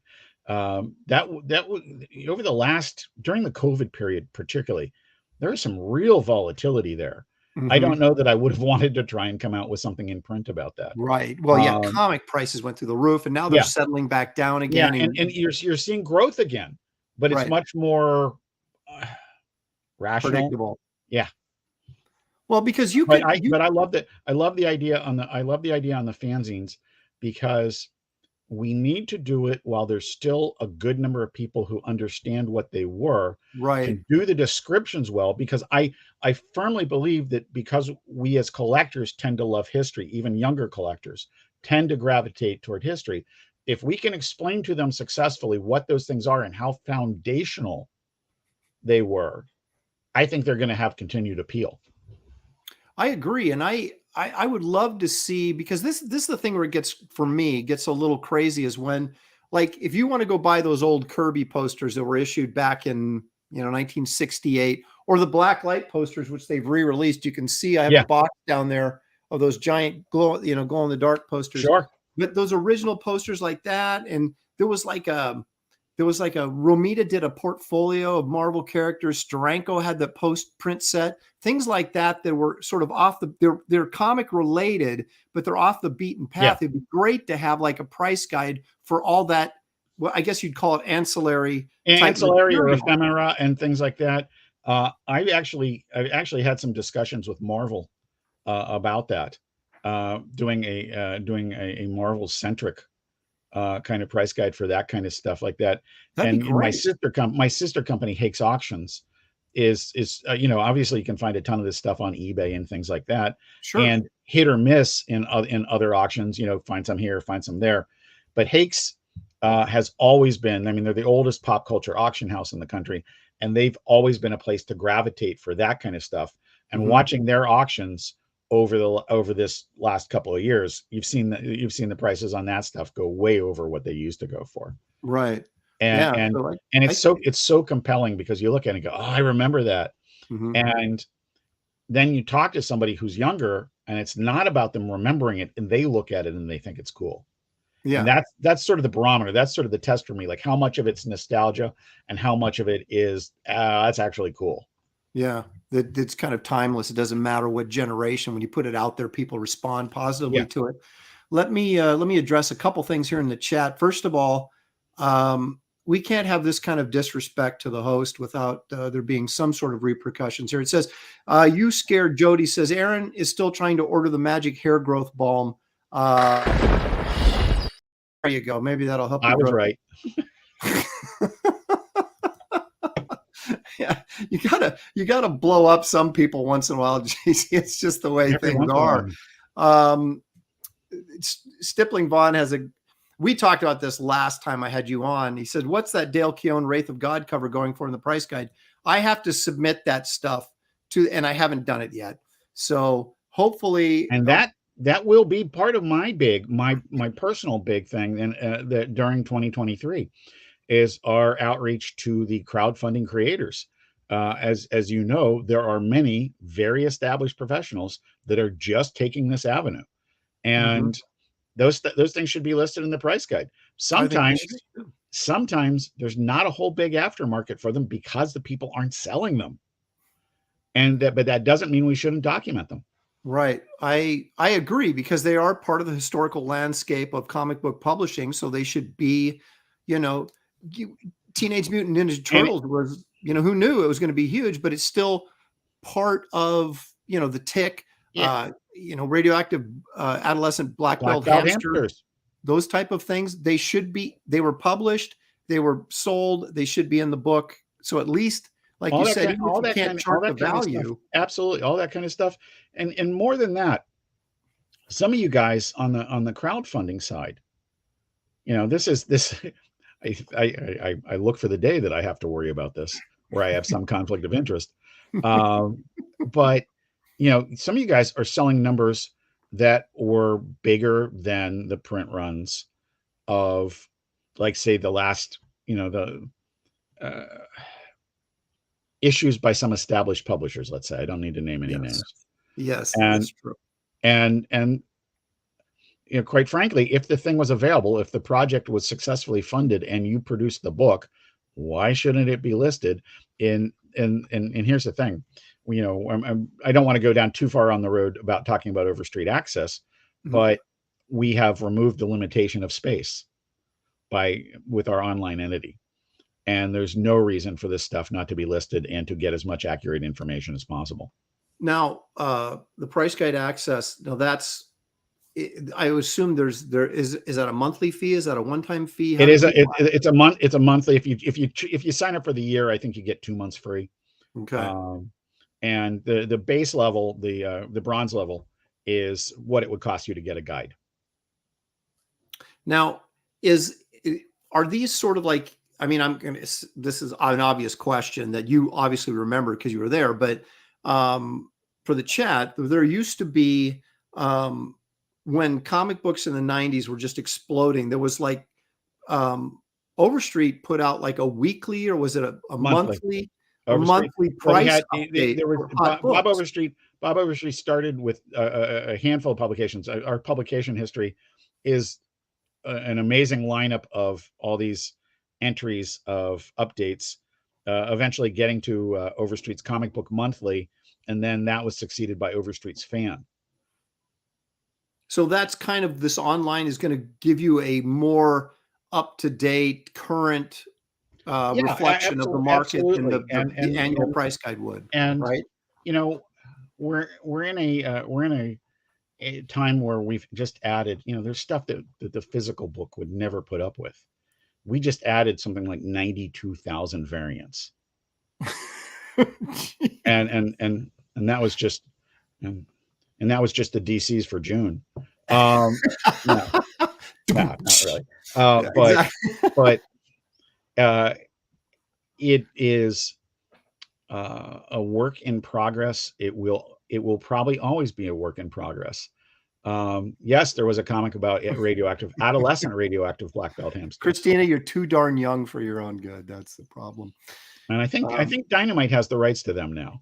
Really? I think Don sold those to Nikki. Oh, did he? Okay. Well, Yeah. so maybe we'll be seeing more of those characters then. This is tremendous news. I love talking about this stuff. But let's veer back to Al Capone a little bit here. Oh, gladly. And we'll take a quick look at these. Now, we saw the Untouchables cover here, but here's the This is the glow in the dark one, That right? is that is a glow in the dark. I mean, dude, I think that's going to look so good. Oh yeah, that moon back there. Oh, wait, hang on a second. There's a slight difference. This is the Uh-oh. Kickstarter exclusive. Oh, There's this another is version of this that's down below, and you don't see the blue. Yeah, there you go. right here. This one. Yep, and that's got the Mark Wheatley logo on it. Okay. Okay, I see. Yeah. And so this is available just, through Indiegogo. This glow in the dark version is. Yeah, absolutely. The glow in dark's available in both campaigns. The only difference is there's a non glow in the dark version of this in the Kickstarter. That's it. Okay. I got you. And here's a not too secret from everybody who supported the first campaign. They already know this. Anybody who goes for all the covers version where it says all 5 covers, they get it from the other campaign too. So it's really all 6 covers. Oh, nice. Yeah, I don't charge them any extra for that. I just, it is what it is. Excellent. Again, Danky Frankie's like, we're still, what was it called? Radioactive karate hamsters? No, it was adolescent radioactive black belt hamsters, right? Isn't that right? Yes. Okay, there we go. Daniel Russell says Sam Keith did work on the hamsters. I did not know that. I can say truthfully, I had no idea. That's interesting though. But a lot of guys, of course, we all got our start doing independent comics, and certainly back in the day when they had the black and white boom and the the indie black and white boom, that was where a lot of guys got their early work in some of those books, and later went on to work at Marvel or DC, but or Image or whatever. But yeah, you start going through some of those old books, and you might find a big name or two in there that you didn't expect to see. So, and also you can just have some fun. There's some creative energy in there, and man, some of that stuff's never been collected, and you can pick it up relatively cheap, and it's a fun chase. Except for the hamsters are not cheap. That is page 1 from this issue.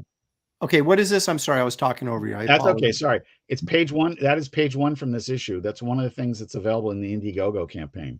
Okay, so the original art for this. Yeah, and you not only get that, you get a copy of each of the cover versions.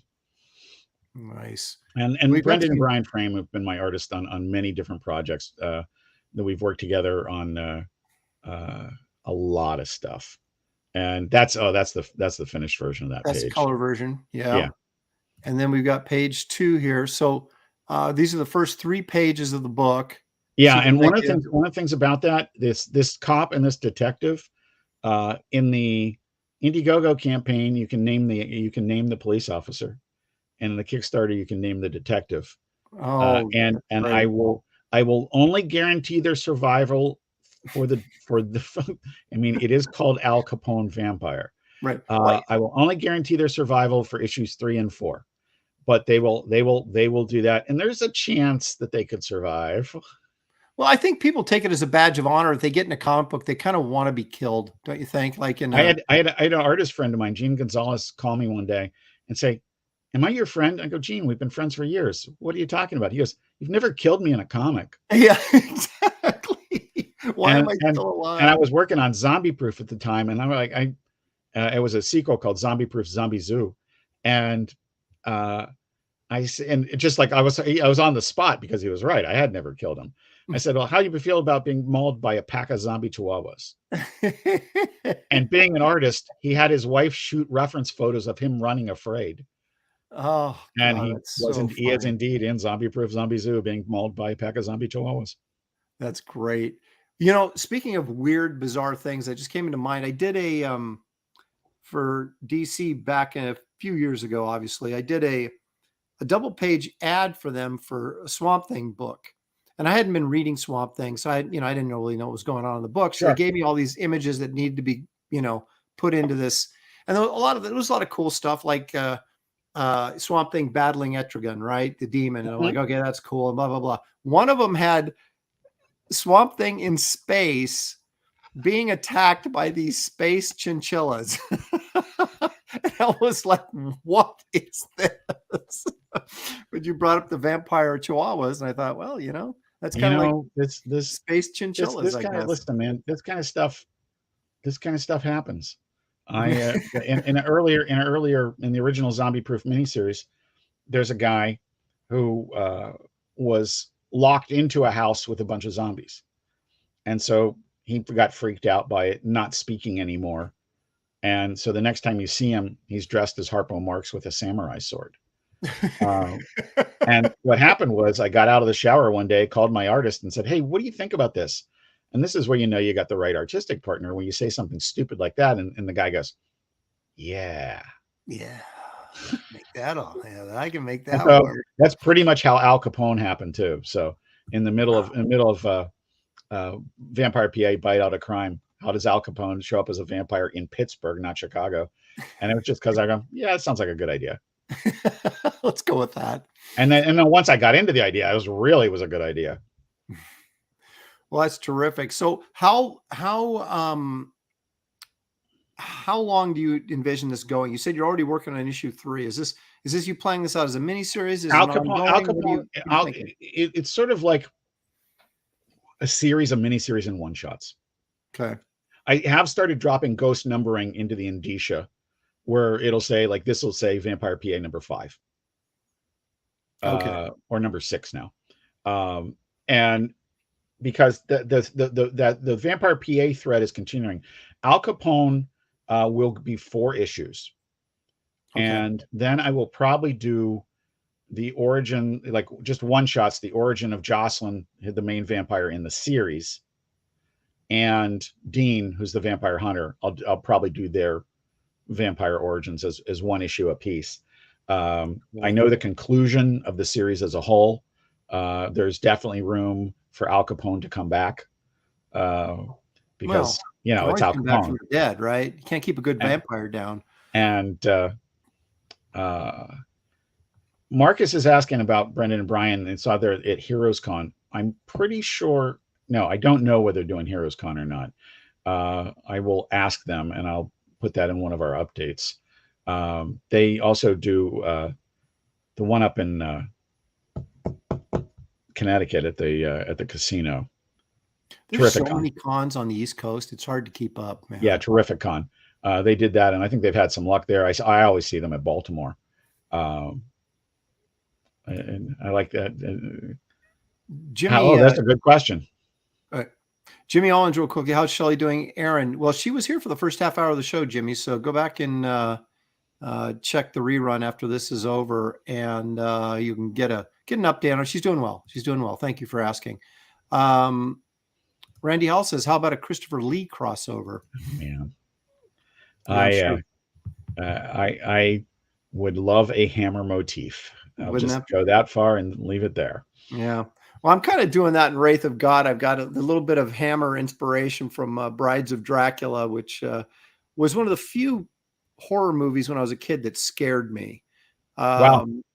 I don't know what it was about that movie. The vampire, I can't remember the guy who played him, but he's kind of like the sort of good-looking blonde-haired guy, but he was really sinister in that film. And it was, I don't know. I was not a big vampire fan, because I always felt like I always liked monsters, and the vampires were just a guy with fangs, right? But there was something really creepy about that. The Brides of Dracula with Peter Cushing as Van Helsing. When you hit that one that scares you, and in my case, it was a combination of being scared and having seen how they were making the movie. Really? It was Dawn of the Dead, the Romero original. Because when I was a kid, it had the extra power of them showing us on the news, like how when Romero was filming out at Monroeville Mall, and they'd take, like, they're ripping the guy's insides out, and they're showing us on the news how it's really chocolate cake. And when my mother would go, "That's disgusting," and that would just made us love it that much more. Right, exactly. But what I viewed as the really visceral impact was, I knew that before I saw the movie, and it still got me on the edge of my seat. And I thought, that's pretty freaking good. Yeah. That because it does. Once you see behind the scenes, a lot of times it takes the edge off everything. Yeah.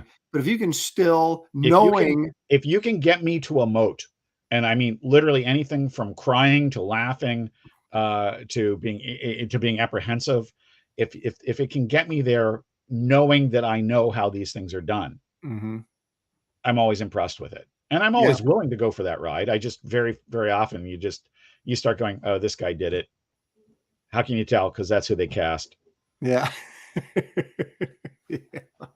Hey, we skipped over one price guide cover here. I want to jump back to this. This is Free Comic Book Day. All right. So what is this, like a pamphlet then? It is a 48-page comic. Okay. And it is a comic book about collecting comics. So it's basically an advisory guide to collecting comics, but done in graphic novel form. Absolutely, exactly that. We also have, people who are influenced by comics and comic art. We've got these are really digest stories. We've got a 4-page story from Mark Wheatley about working with his idols, how he started doing fanzines and met all these people that are, some of the most influential comic artists that there've ever been. And another one, my friend Joe James, who was Dennis Cowan's assistant and then became Dwayne McDuffie's assistant at the founding of Milestone, and then left to go with Shooter for Defiant and worked with him at Broadway. And now is a guy who storyboards, 3, 4, 5 Super Bowl commercials a year, but still considers his roots to be in comics. Wow. And so I've got a 4-page story from him talking about that. Excellent. So we haven't had Free Comic Book Day yet, have we? No, it is next Saturday. Oh my gosh. That's why I sent this. I got to wake up, pay attention to what's going on. That's one of my biggest problem my entire career is I never pay attention to what's going on. I'm always like, whatever my script is, whatever I'm working on, I work on that project, but everything else that's going on, I'm like, Free Comic Book Day comes and goes. And I'm like, when's Free Comic Book Day? And they're like, oh, it was last week. I'm like, and the thing for me is that my schedule pretty much, there's one time a year where I get like that on the schedule, and that's the price guide.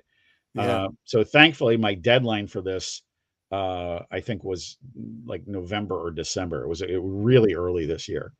But Brendan Bryan frame again, this one's colored by Brian Miller at Hi-Fi. Excellent. Brian's a good guy. All right. I want to do a couple things, and then we're going to go back and revisit your campaign before we end the show. Cool, but I do have a couple important things that we need to visit. I also will mention, without mentioning, that I'm involved with working on a couple of things with JC that apparently we can't speak about either one of them at the moment, but hopefully soon. And but anyway, I just throw that out there so everybody can. I'm a man of mystery. I won't. You are, and let me tell you, when they see this stuff, they're going to be blown away. Thank you, sir. Appreciate that very much.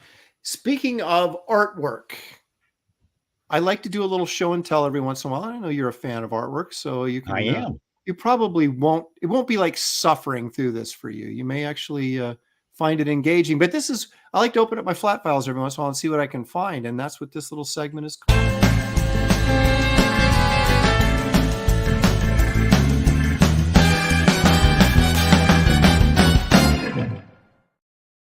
Now I literally have 1, 2, 3, 4 flat files full. And that's what 30 years in comics will do. So anytime I go through them, I always find something like I haven't seen in a long, long time. And I think, hey, why don't I share those? So let me, as I keep shoving candy in my mouth, which is probably the rudest thing I could possibly do, but it fits so well with my personality. Here is really the X-Men job that sort of, let me go full screen for a minute. There we go. That really got, when I got back into Marvel after sort of getting myself almost out of comics because of Tachyon I did over at DC, I did this comic, an X-Men comic, Ultimate X-Men, and it was a Wizard magazine exclusive. And I was, Jeff Johns wrote it. and Danny Mickey inked it. And so it was kind of a big deal. And I was really pleased with how it came out. And it really got me in with the X office. And I was really headed for stardom until my both X editors got fired. And then I ended up at CrossGen. But anyway, let's not dwell on the sadness of the past. But as you can see, this is a little bit more stylized. I was kind of figuring out kind of how to be, I hate to treat it like a science project, but you really did early on in your career, in my career, you know, artists would do this to try to figure out, how do I get to be a fan favorite? Why are these guys really, does everybody love their stuff and they don't love mine as much? And so you started to mess around with styles and stuff. And I really thought I got on to something here because I had, everyone at Marvel was just flipping out over these. So I figured I must have hit the right note. Now, granted, having someone like Danny Mickey ink these didn't hurt. I was gonna ask about that. I don't know Danny really well, but I worked with him a couple of times in the Overstreet's fan days, and I've always loved his line. It's incredible. And so, I mean, I gave him really tight pencils, but he's still a guy he brings something to the table, and that's really sort of, and he, you know what I would say, and I mean, listen, I'm a writer, so what do I know? But I've always felt like that he's not putting his stamp on it. He's finding stuff that he sees already in there, and because he's worked over a bunch of artists and made them all look really good with really different styles. Yep. But I think I've always put this down as aesthetic with inkers. You know, they have a certain aesthetic they bring to the table, and Danny's just one of those guys that you know, he may, you know, most of my work has been inked with a brush through most of my career, and he's a pen inker, but he brings such a quality to it. It doesn't matter, right? I mean, because it just looks really, really good. I feel the same way about Matt Ryan on the other end of the spectrum, because he's a brush inker, but it's everything he's ever inked over me has been tremendous. So, but it's different, you know, and I don't really mind it being different as long as it looks cool, and this stuff looks cool. Yeah. Very powerful. And so this was like a comic you had to buy through Wizard. So like one of their one half issues. Yes, that's exactly it. Now, what I did was they sent me a script, and then they changed this. They had a rewrite, had Jeff rewrite it, and they sent me the second script. And so unfortunately I drew the comic using the first script and then realized that what I had done. So some of these pages ended up becoming patches. Okay, so as you can see here, this, of course, we kept this panel, these two with a close-up of the guy about to get shot in the head, and then Quicksilver zooms in front of him and grabs a bullet. Those got dumped, but the last two panels stayed the same. Okay, so then I had to go in and add stuff then I had to paste them all up, you know. So the original art is all over the place, unfortunately, on this one. I wasn't going to sell it anyway because it's Danny Mickey X-Men. I'm keeping it. But as you can see, there's multiple panel sequences here that I screwed up and had to redraw. I think if you ever did sell it, you need to sell a copy of the comic with it. Yeah, exactly. So because you'd need like a guide to figure out what the heck is going on. I mean, look at this one. This never got inked, but this is interesting because it shows you how tight the pencils are and what I was doing penciling wise. Yeah, it really, I mean, you know, it's really funny as a process junkie. This is like really appealing to me because you're getting to see what you were giving him and then what in turn he was getting back. Right. So this panel became this panel. And I think I can't remember exactly how I'd have to go and look at the comic to see and I don't have all the pages because Danny got some of them too. But it was only like 15 or 16 pages or something. But it is interesting that, and a couple of these, you know, Danny started inking and I was like, well, stop, don't ink that panel. I got to change it, you know, kind of thing. And it started here on Scott's visor, but then caught him before he finished it. And then we were able to, you know, I get these different panels and restructure the pages to fit the new script. I really felt like a dummy when I did that, you know. I really like this panel a lot. That's how he catches that bullet. that was meant for that general. But yeah, this is not typical style for meal, but I was working in this direction and things were going really, really well. And anyway, that's the unfortunate thing Pretty about cool, man. comics.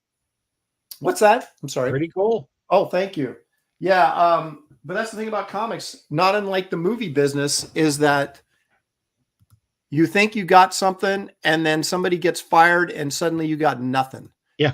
And I've experienced that more than once in my career, but it Yeah, also, you know, I'm always, and you know, sometimes it can be the same person and all they had was a holiday break.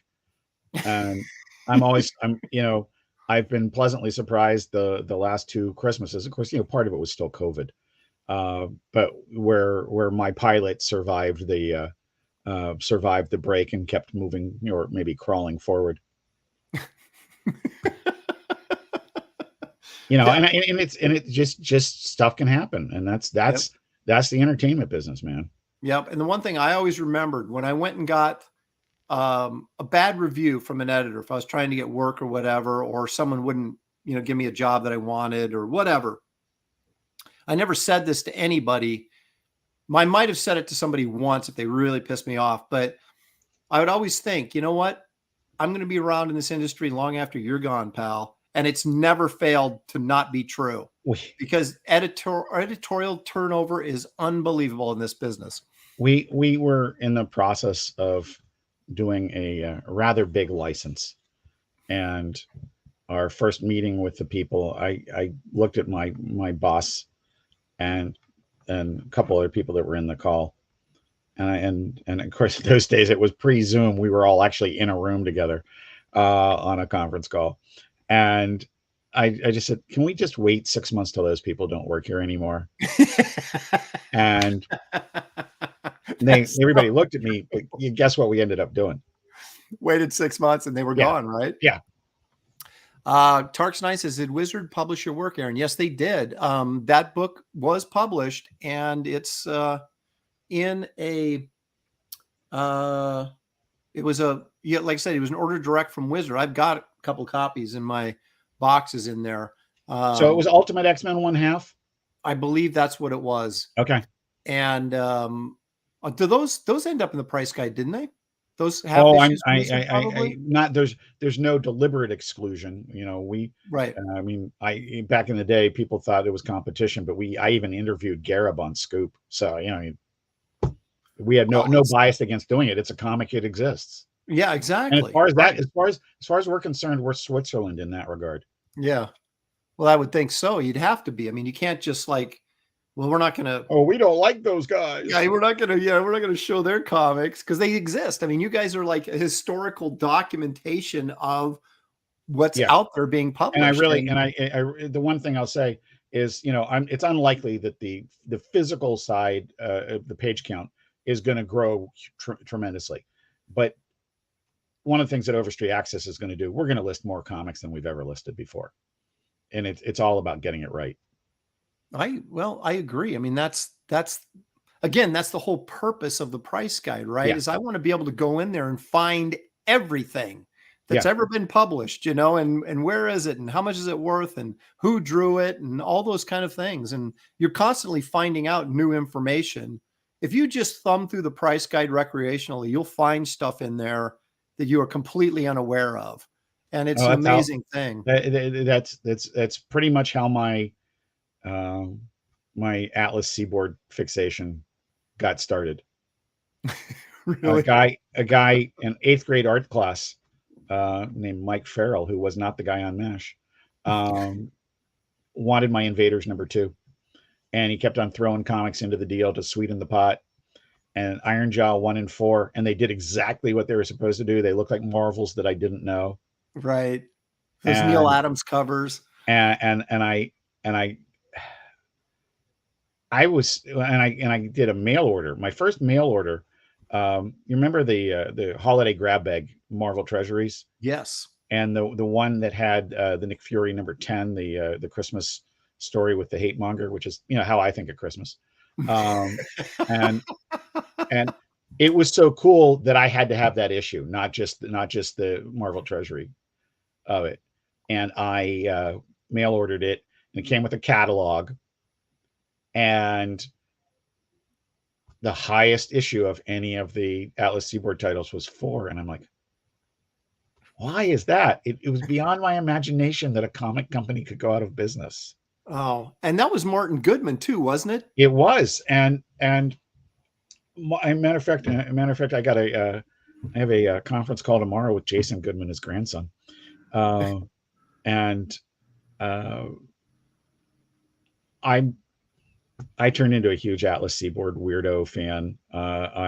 It's one of the reasons the Lost Universes book exists, because I've got another friend who's got like seriously 80 pages of original Atlas art. He has Really? all of Rich Buckler's Demon Hunter #1, Uh-huh. a bunch of Frank Thorne stuff. Yeah, and he had Chaykin did some work for them. Oh my gosh, Scorpion 1 and 2. Yeah, that's right. Yep, And Scorpion. when we did, I did a museum exhibit called Atlas at Last, and we had the unpublished Planet of Vampires #4 cover by Pablo Marcos. We had all sorts of original art and all the comics, some of the magazines, the related magazines, not even the comic magazines, and it was I just the possibilities of it. The Chaykin, we had a variant cover of Comic Book Marketplace that was done just for the exhibit, and Mark Wheatley and Britt Conley took what was a postage-sized JPEG and blew it up and massaged it, and we were able to use Howard Chaykin's unpublished cover for Scorpion #2. Remember, they replaced him with an Ernie Colon cover, and I loved Ernie Colon's work, but it was nonsensical. And we were able to use that as our variant cover for the exhibit. Really? Wow. Yeah. And you know, and Scorpion, Morrow Frost is just just a continuing riff of Cody Starbuck to Dominic Fortune. They look very similar. They're very different characters, but the evolution of Howard getting to play out that character was really cool to me. And the first 2 issues of that are gold. And what's really cool about the second issue is looking at the pages his studio mates helped finish, because there's distinctly Simonson and Bernie Wrightson, and the Simonson page, one of the first times I could ever tell somebody's work looking at it. So that's really special to me nostalgically.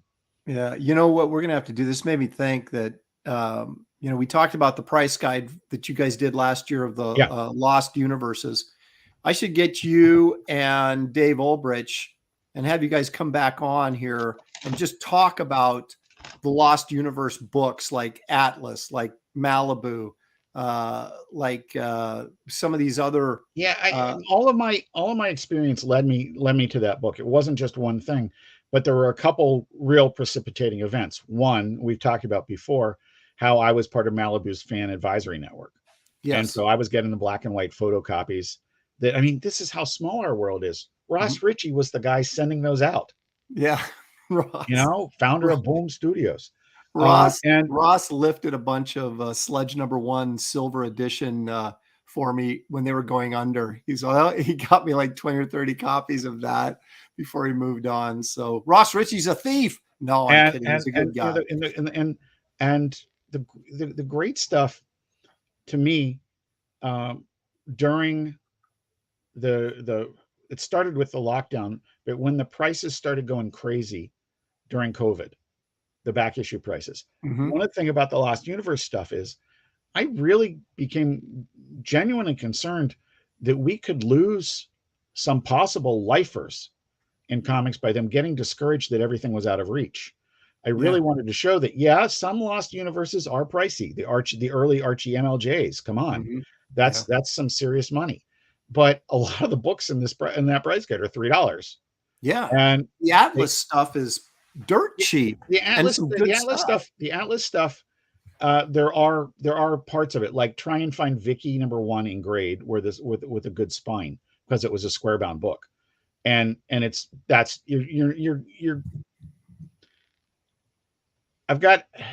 really fortunate. I don't have Vicky 2, 3, and 4. They're the only books I'm looking for.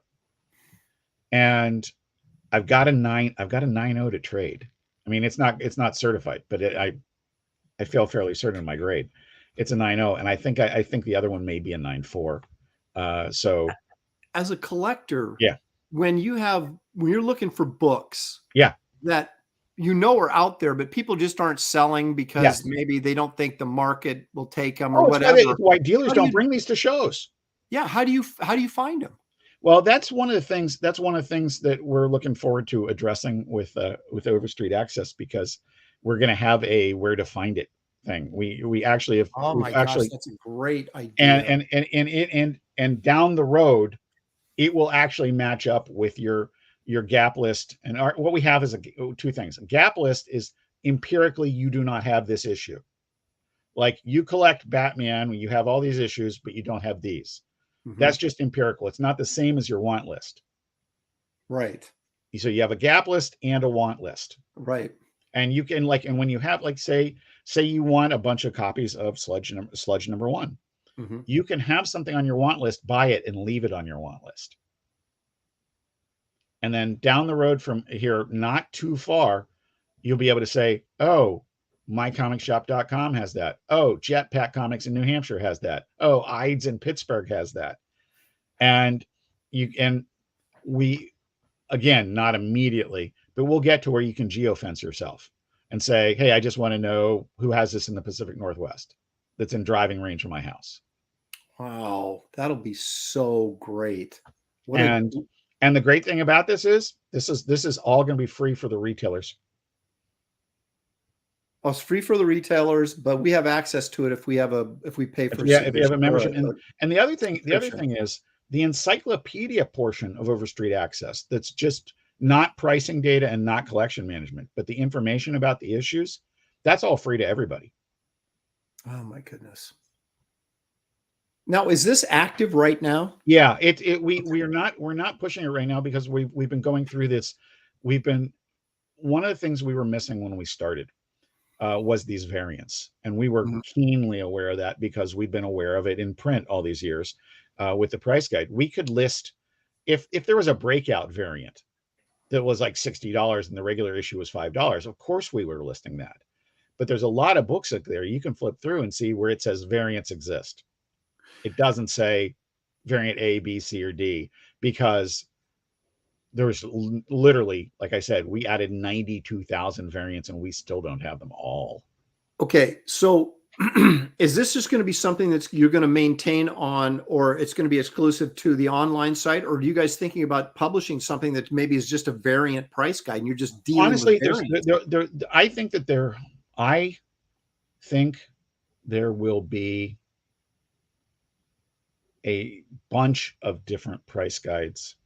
I think that there's a logical question that you have to imagine that at some point the success of this will eat into the print sales for the main guide.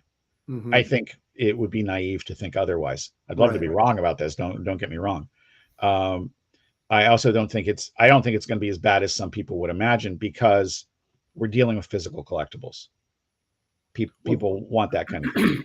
I've been told by people at DC over the years that were just worried about online sales and stuff. They're like, there are two different crowds, normally speaking, and there's a ceiling to that digital audience.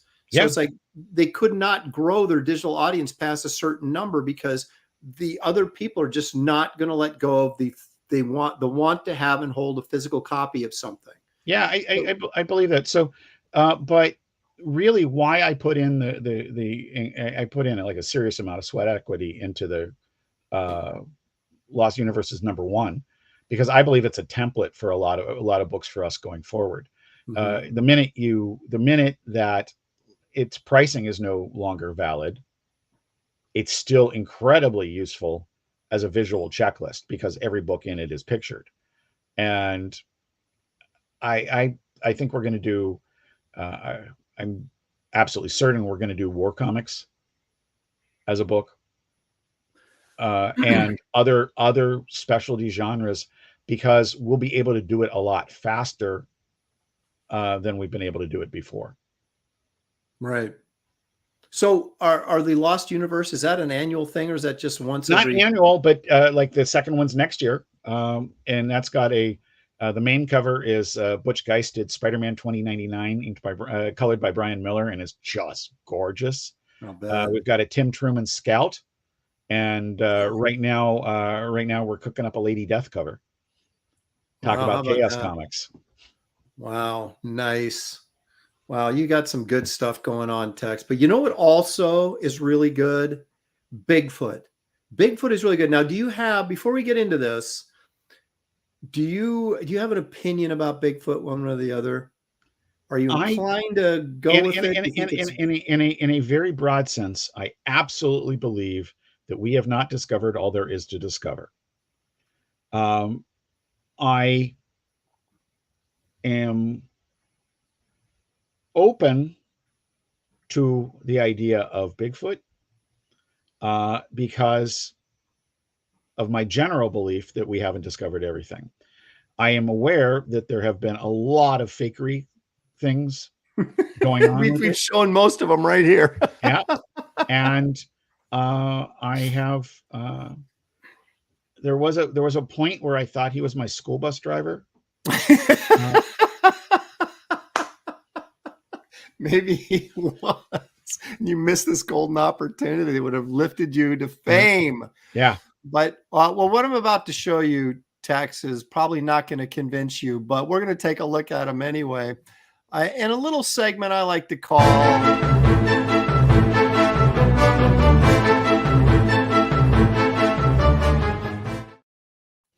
Now, I will say this, the name of the segment is not Finding Bigfoot. So I could literally show any cryptid and it would fit into this category as long as we, and I'm going to do that today. I'm a little diverse today, but take a look at this. Now, I didn't even know this was a thing, but apparently it is now. Let me get this queued up. That I believe this is a Russian video, so you know it's trustworthy and probably high quality. Yeah, well, yeah. Now apparently there are mammoths wandering around Siberia. Let's take a look at this video here, and so what do you make of this? Now, some people were claiming this is just a bear with a fish in its mouth, and others, of course, saying no. This guy may be Bigfoot right here. Here's what I think. I don't know that it has to even be actually from Russia. It could be an Indian elephant doing that for all I know. Mm-hmm. Right. Bear with a fish looks very believable to me.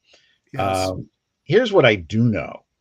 I watched an episode of 60 Minutes where this Russian scientist was talking about how he wants to, there's stuff frozen in the permafrost, and he wants to bring back some of these creatures. And my first reaction, of course, is, have you never watched television? Yeah. Like what could possibly go wrong? I know. How is this a good idea? Yeah. And there's just sort of like, it's sort of like when people, I know, let's split up. You go that way. I'll never end well. Yeah, I mean, I know they found like whole mammoths. Oh, absolutely. They absolutely found frozen ones, and there's some really interesting science because they were flash frozen. They were able to tell the stomach contents. Right. And it suggests an overnight change in weather because they had flowers in their digestive tract. And so that's old, that's really old news. I mean, it was Soviet era when they found them. But the idea of getting some DNA and trying to pull a Jurassic Park with these things makes me a little nervous. But and it's like literally, you didn't see Jurassic Park, really? Yeah. I can get you the DVD. Yeah, exactly. But anyway, oh wait a minute, here we go. Ellie Munoz says it's a capybara carrying somebody's arm. I think that seems as likely as anything to me. Rodents. Of course, Aldion says looks more like Kelsey Shannon. Holy Mammoth, it's Batman, says NP Oasis. So anyway, there you go. Take that with what you will. Could it be a woolly mammoth? Probably not. Probably a bear with a fish in its mouth, or just total fakery all the way around. Now this is interesting because this is an actual. This is an actual photograph. It doesn't look like it's a doctored photograph, but the question is, what exactly are we looking at here? And let me bring this up so you guys can share in my inquisitiveness. This is a trail cam shot, allegedly, but it doesn't look fake. It does look like something is in front of the camera, whether it's a dude in a suit. Isn't this a bear? I mean, isn't that what we're seeing here? I mean, look at this hand here. Doesn't that look like a bear paw? It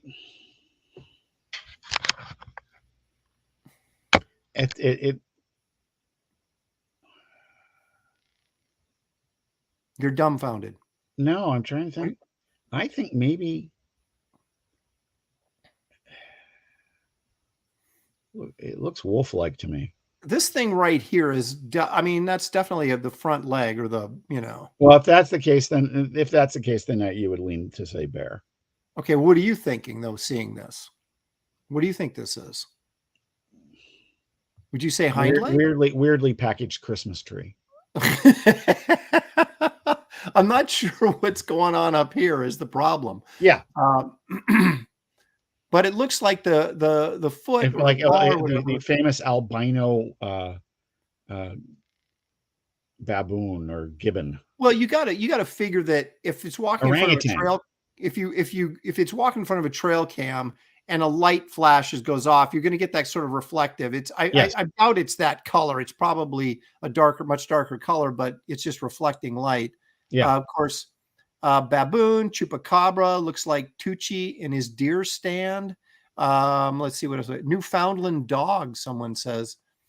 Aldion says that's John Malin in his wolf form. Art to Bear by Centennial. What? Art to Bear by Centennial Bath. I don't get that. Nope. It's art. Marcus Killigrew says Tex Vaughn is smart. So you got that out of this, whatever, So there you go. I don't know exactly what that is, but I'm not leaning Bigfoot on that, whatever it might be. I'm leaning bear, or perhaps you're right, a wolf. Now this is interesting. We have Bigfoot crossing the river. So let's take a look at this. And there's probably they zoom in and it's probably enhanced, which they like to do so that we can see more of what they want us to see as opposed to maybe what's actually there. As opposed to like context and things like that. Right, exactly. But the claim here is that we have a mother Bigfoot carrying her child across the river. Let's see if this is what it actually looks like when I run the video. Here we go. So it's a still photo at first, and then they're going to zoom in and we're going to get it actually moving. Here we go. There's some movement. So again, my feeling is this is probably not, well, maybe it is a doctored video. Yep. That's what you're thinking? Yep. Yeah, my first reaction was Sleestack. So you're thinking here, and actually looking at it again, I'm sort of thinking that's not even in the river. That wake that the monster is moving there is probably, that looks probably fake. To me, this looks like a guy in a suit carrying a baby Sleestack on the way to soccer practice. Yep. I'm thinking, yeah, I'm not really buying this. Nope. So we're going fake on this all the way. Yeah. I agree with you on that. Okay, now this is very, very short, so I'm going to have to freeze frame it because it's only like 2 seconds worth of video. But the troubling thing about this is the guys that shot this or provided this video. There's like in Texas, as you can see here, there's like this sort of, I'll run the video in just a second, but you can see kind of the ape. There's the nose right there, and there's the mouth. These guys, they have a name for their organization called like the something Bigfoot Truth Society. I don't know. And there's like 9 or 10 guys on this. And they provided these pictures, these short videos, to a news station in Texas, and they ran these things. And one of the videos they had, which I didn't share because it's so bad that it was pointless, but it was basically, this is Bigfoot sleeping. And so they had a video of this piece of carpet laying in the grass behind some branches and stuff. So you couldn't see it clearly, but they were saying this is Bigfoot sleeping. And your first thought is, if this is Bigfoot sleeping, why am I not sneaking up like right there? Why am I still behind several trees with not a great shot? Was Bigfoot sleeping protected by snipers? Yeah, exactly. So why didn't they get in close? But anyway, so here's a shot of a Bigfoot in the woods looking at them as this isn't the sleeping Bigfoot, but this is their live action. Like I said, it's only a couple seconds long, but we'll run it then freeze it. That's it. So let's roll back here. Of course, it's got to be shaky, but you can see the teeth there, the nose, the eyes. I got to believe that's a guy in a mask. I was just gonna say an orangutan wearing a Chewbacca costume. Yeah, but there's the eyes here, nose there, teeth. If this was real and you could get this kind of a shot, why isn't it longer? Why aren't we seeing more? Yeah. Especially if he killed your colleagues while you were running away, you should still have better footage than this. Right. And especially if you are part of a Bigfoot society where your whole purpose for existence is to prove the existence of this creature. Yeah. You're going to give me, if you're seeing this, you're going to get more than this to show me. And but the real troubling thing about it is there's 9 or 12 guys in this committee and they're all lying. Yeah. They all got together and said, let's do this, It's actually kind of disturbing, but I think today's the society, sad part is I got no trouble believing that. Yeah, that's more believable than Bigfoot. Yeah. As Trevor Wright says, the mask is cheaper than buying the whole costume. Duh. So there you go. On the nosy. Oh, let's see. If it's Texas, it has to be T-Bear. Of course, talking about Art to Bear. Okay, let's see. Okay, now this one. Now, have you heard about these skinwalker things? Have you ever seen any of these things? No. Okay. I'm going to come right out and say this probably is a fake video, but it is pretty creepy regardless. So, and again, it's just blurry enough for you to say, could that be real? So let me run this. This is actually pretty long and kind of interesting. So I give them an A for effort on this one. This is some sort of like white-skinned creature thing that I guess they call skinwalkers, but let's take a look here. Here he is, walking across the snow.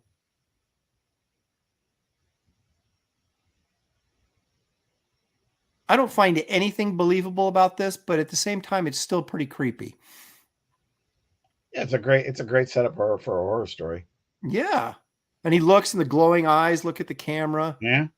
And you but if you were to believe something like this is true, whether you believe in God as a creator or you believe in evolution, who would design something like this? What's the function of this?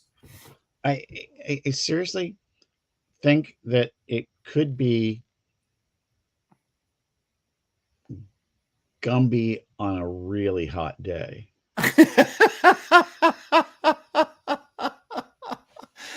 You got to love that he turns to the camera and you get the glowing eyes at the very end, though. Yeah. Because, I mean, didn't they do, wasn't there a thing, like a game or something called Slender Man? And they ended up turning it into a horror movie. It's about this really Yeah. skinny creature thing that Yeah. walked around the woods. Yeah. So I think we've got material here for something, but Yeah. believability probably not working for No. me here, but it is kind of creepy. Yeah. So I may be in search of more of these skinwalker type videos, because they tend to be the more creepy. You know what's really funny about it? If you look at the fluidity of the motion, Mhm. it's somewhat akin to the animation of Bela Lugosi turning into a bat in Abbott and Costello. Yes, I never thought of that, but that there is that sort But of look feel at to it. the fluidity of the motion, and it's like Yep. you are doing that overlay of animation into live action in Yep. the late 1930s, early 1940s. Yep. Man, I strangely enough feel like I've just stumbled into it, because that's what it feels like. Yep. Well, it's funny now. There used to be a point. I mean, you look at the Patterson Gimlin film of Bigfoot, and I think that's a hoax as well. But we're now in an age where anybody at home can create something like this. Yes. So how you can even trust any and do it well, although I haven't seen a lot of people do it well on this show, but how can you believe anything anymore? Right. I mean, Yeah. film means nothing. I have this on Yeah. film. It means nothing anymore. Let's see. You Scared Jody. He's our cryptid expert on the show. He says, Aaron, have you heard of the cryptid called the Fleshlight? I have not. That sounds like something that's like would be the these skinwalkers, right? These glowing white type figures, skinny figures they find. I'm assuming that's what you're referring to, but I haven't heard of that name. Daniel Ross says, Aaron going to the bathroom at 3 a.m., sneaking out to the outhouse. Apparently, maybe that's me. I don't know. Santiago Pelagros says that looks like that early 2000 French horror movie made after Blair with success. Blair Witch success. So yes. I have not seen it, but I'll believe you. Sacre bleu. Is that what it's called? Or you just No, is that that's like, just no, me. it's just your French Shouting being out French. Okay, I got you. Let me see. There's a video of a man who runs on all fours as a form of fitness exercise. Could be enlightening to pull up that video. There was someone posted a video of, it was like from Brazil or something, where it's at night, of course, and it's dark, of course, but you have this thing that appears to be a giant spider walking towards the camera, and this dog is watching it. And they did an analysis of it. And of course, this woman came on who was an expert, and she said, first of all, she said, spiders have exoskeletons. So any spider beyond like the size of like those bird-eating tarantulas, she goes, they would collapse under their own weight. The exoskeleton would not support their weight. So there's no way this could be a spider. She said, and secondly, and it was blurry and dark, right? She said, this is more than likely a guy doing the Exorcist Linda Blair walk, flipped over backwards and walking, like that. And plus the fact the dog wasn't even barking at it. So clearly the dog had familiarity with it. And it's just like, it's funny, the more and more you see these videos and people analyzing them that actually are not cryptozoologists, but are actual, people that are skeptical, and how they just break these things apart and go, well, this couldn't be that, and it couldn't do this. And it, but I still have fun checking them, because I want to believe, Tex. I want to believe, but gosh darn it, I need some solid proof. And we haven't found any on this show yet, but we keep trying. You're open to the experience. I am. When I was a kid, Loch Ness Monster, wanted it to be real so bad. And then you find out that the very first photograph ever taken of Loch Ness Monster was a hoax. So the whole belief in the Loch Ness Monster is built on a fake photograph. Yeah. And you're kind of like, and yet people much like Social Security. Yeah. Oh my goodness. Well, with that, let's take a look one more time, if we might, at your Al Capone over on Indiegogo campaign. Please. And go over this. Let's go over this one more time for people that joined us late. Absolutely. Al Capone Vampire, and we are offering new copies of Al Capone Vampire #1 to go along with #2. It is the continuing story of the return of Al Capone as a vampire, modern day, and he's decided to take over Chicago again. We have a whole bunch of selections of variant covers, and you can also get the whole set of them. And that I just love that cover. That's my buddy James Nelms, who we mentioned earlier. Very creepy. He's also done McCandless and Company and Bedtime Stories for Impressionable Children covers for me. And this is the Frame Brothers, colored by Wes Hartman. And I've just been really lucky with the folks I've worked with, and I just love their black and white artwork on this. And in this case, of course, it's an homage to the one sheet for the Untouchables. Right. And I think they nailed it. I think it's a freaking great piece. And as you pointed out earlier, that you're looking at this as being a 4-issue miniseries with, of course, some spin-offs and stuff. Yeah. Beyond that. And we're a little better than halfway done on #3. So this is finished and ready to ship as soon as the campaign. Oh, absolutely. There's one page I'm getting recolored, okay. and there's two typos I'm fixing, but it is literally otherwise ready to go in press right now. Okay, excellent. So you don't have to wait long once the campaign ends. Depending on, have they given you? I'm just curious. Have they given you turnaround time on the printing yet on this? Honestly, the print runs on this. I wish it was larger. But I'll get a pretty quick turnaround time on this. Okay. I don't anticipate any problem delivering this before San Diego. Okay. And you've got the glow in the dark. Yeah, and you know what? And Aaron, you've seen the glow in the dark on the first one. This is in fact, let me grab it out of my spinner rack. I know it's right up here. But go ahead. And I was so, I mean, as a fanboy, I was so happy with how it turned out. I was so proud of it. And I wanted something that would match that in terms of coolness. And I think this silhouette of Capone against the moon, I think it's going to do the same thing. I think it's right here. I think it's just going to rock on. Yeah, I do. Because I assume obviously the moon is what's going to be glowing in the dark, right? That's really make the moon and the moon and the logo. Oh, excellent. Yeah. So here's the one, and this is Punch Comics #12, a golden. Yeah, I played a little bit of art director. We moved where Capone is in the right eye on that one. Was the character on the original was in the left eye, and I just thought it worked way better with him reaching across like that. It looked much more dynamic. Right. But those are the other characters from the book, and even the little touch of the vampire spikes, the stakes dropping down to the ground there. It's just fun, and that's such an icon. The original is such an iconic cover that I thought it was great. And what's fun here is talking to dealers and other longtime collectors about it. Everybody seems to love that cover. Yeah, and this you still have copies of this available. Yeah, matter of fact, there is a glow in the dark set. That's a limited number of them. I don't have a lot of those left from the first printing, and I'm not doing a new printing of the glow in the dark. There is a limited set that you can get both glow in the dark covers 1 and 2.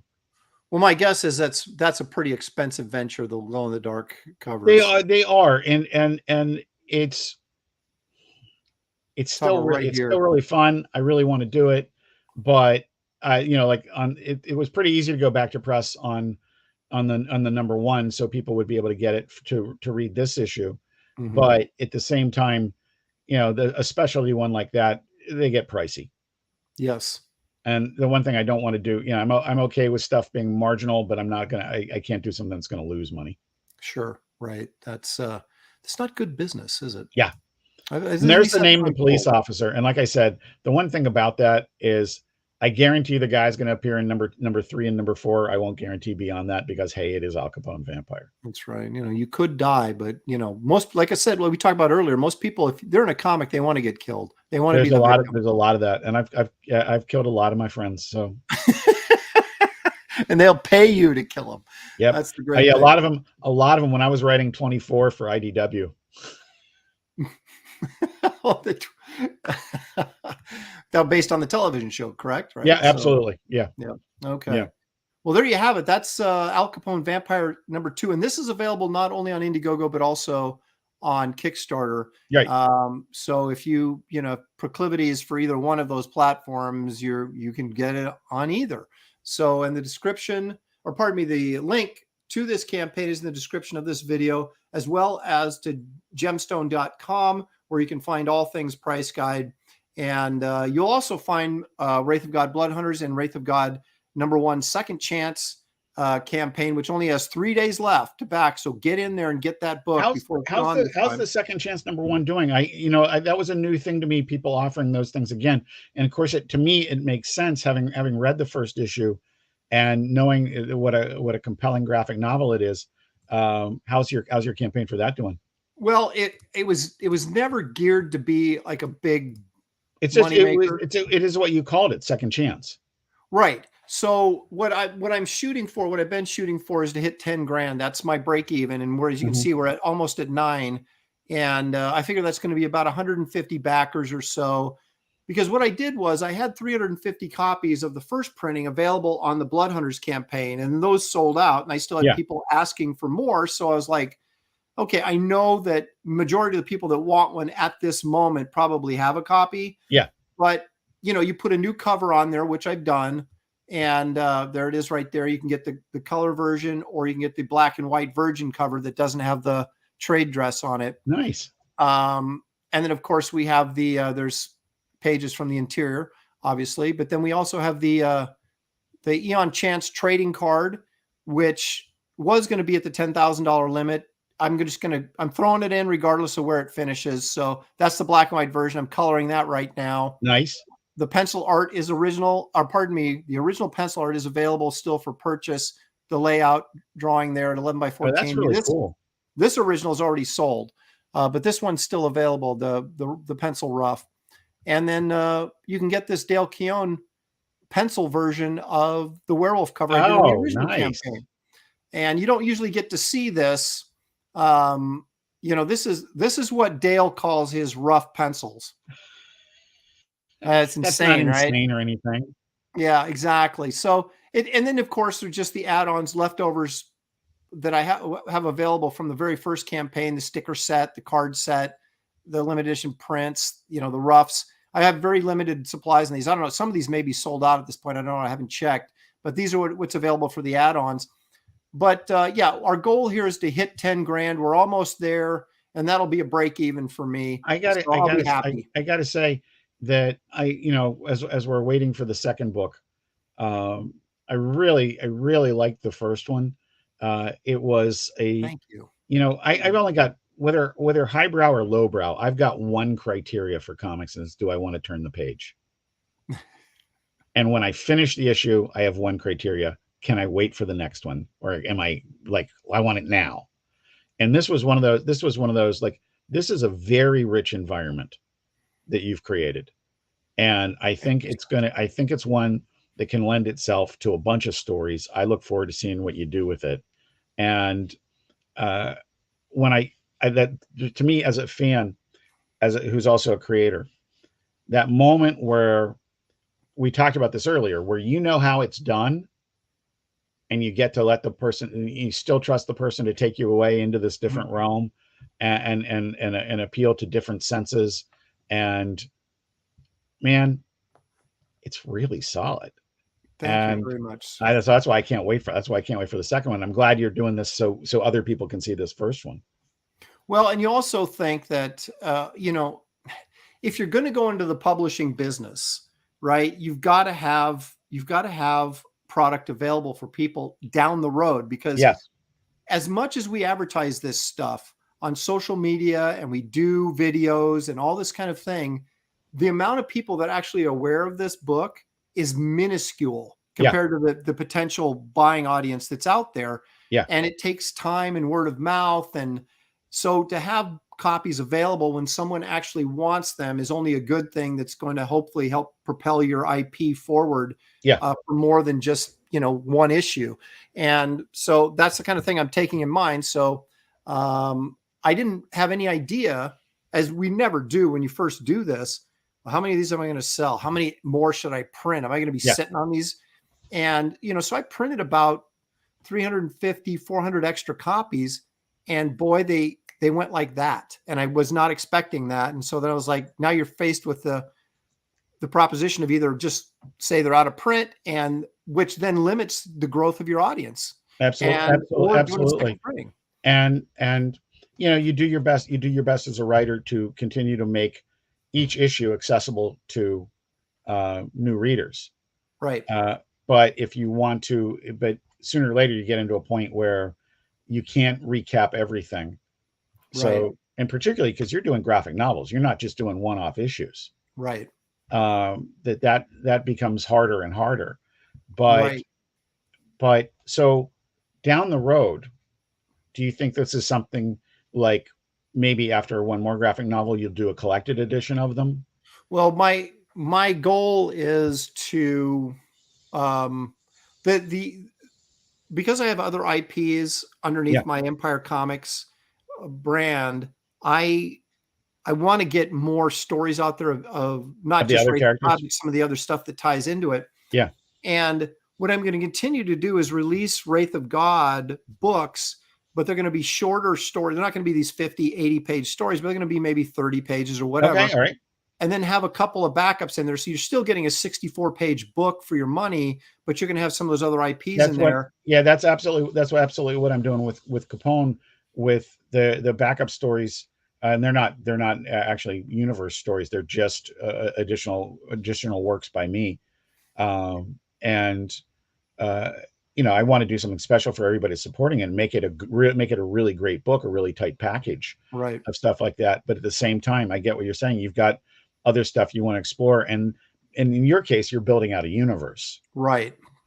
By single-handedly, which makes it difficult to figure out ways to get that stuff out in a timely fashion. But to answer your initial question, so once I complete the Wraith of God storyline, yes, I'm going to collect it in what might, I don't know, it'd probably be, I've got about 130 pages counting this one that I'm just finishing up, 130 pages of Wraith material already.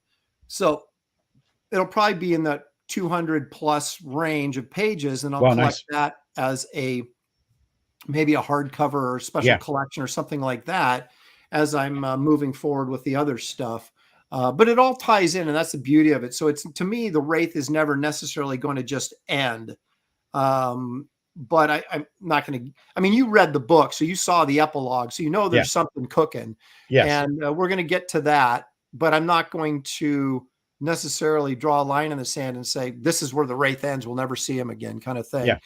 As the stories go forward. Well, inevitably you do that issue, you do the omnibus that collects all of that stuff, and then you think of another idea. Right, exactly. You got time to think of another idea. But hey guys, that's going to be the show for today. I want to thank JC Vaughn for joining me once again. You're always a joy to have on this show. I love talking comic books. I love talking Price Guide, and glad to see you just, you're having success and moving forward with your comic book projects. Again, the links are in the description of this video. If you want to go back, Al Capone Vampire, please do so. Check it out. It's a great book.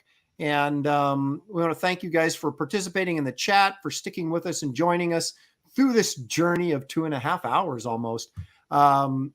Enjoy the rest of your Sunday evening and your week coming up. I hope it's all great. And we will see you guys soon. Thank you very much. Thanks, everybody.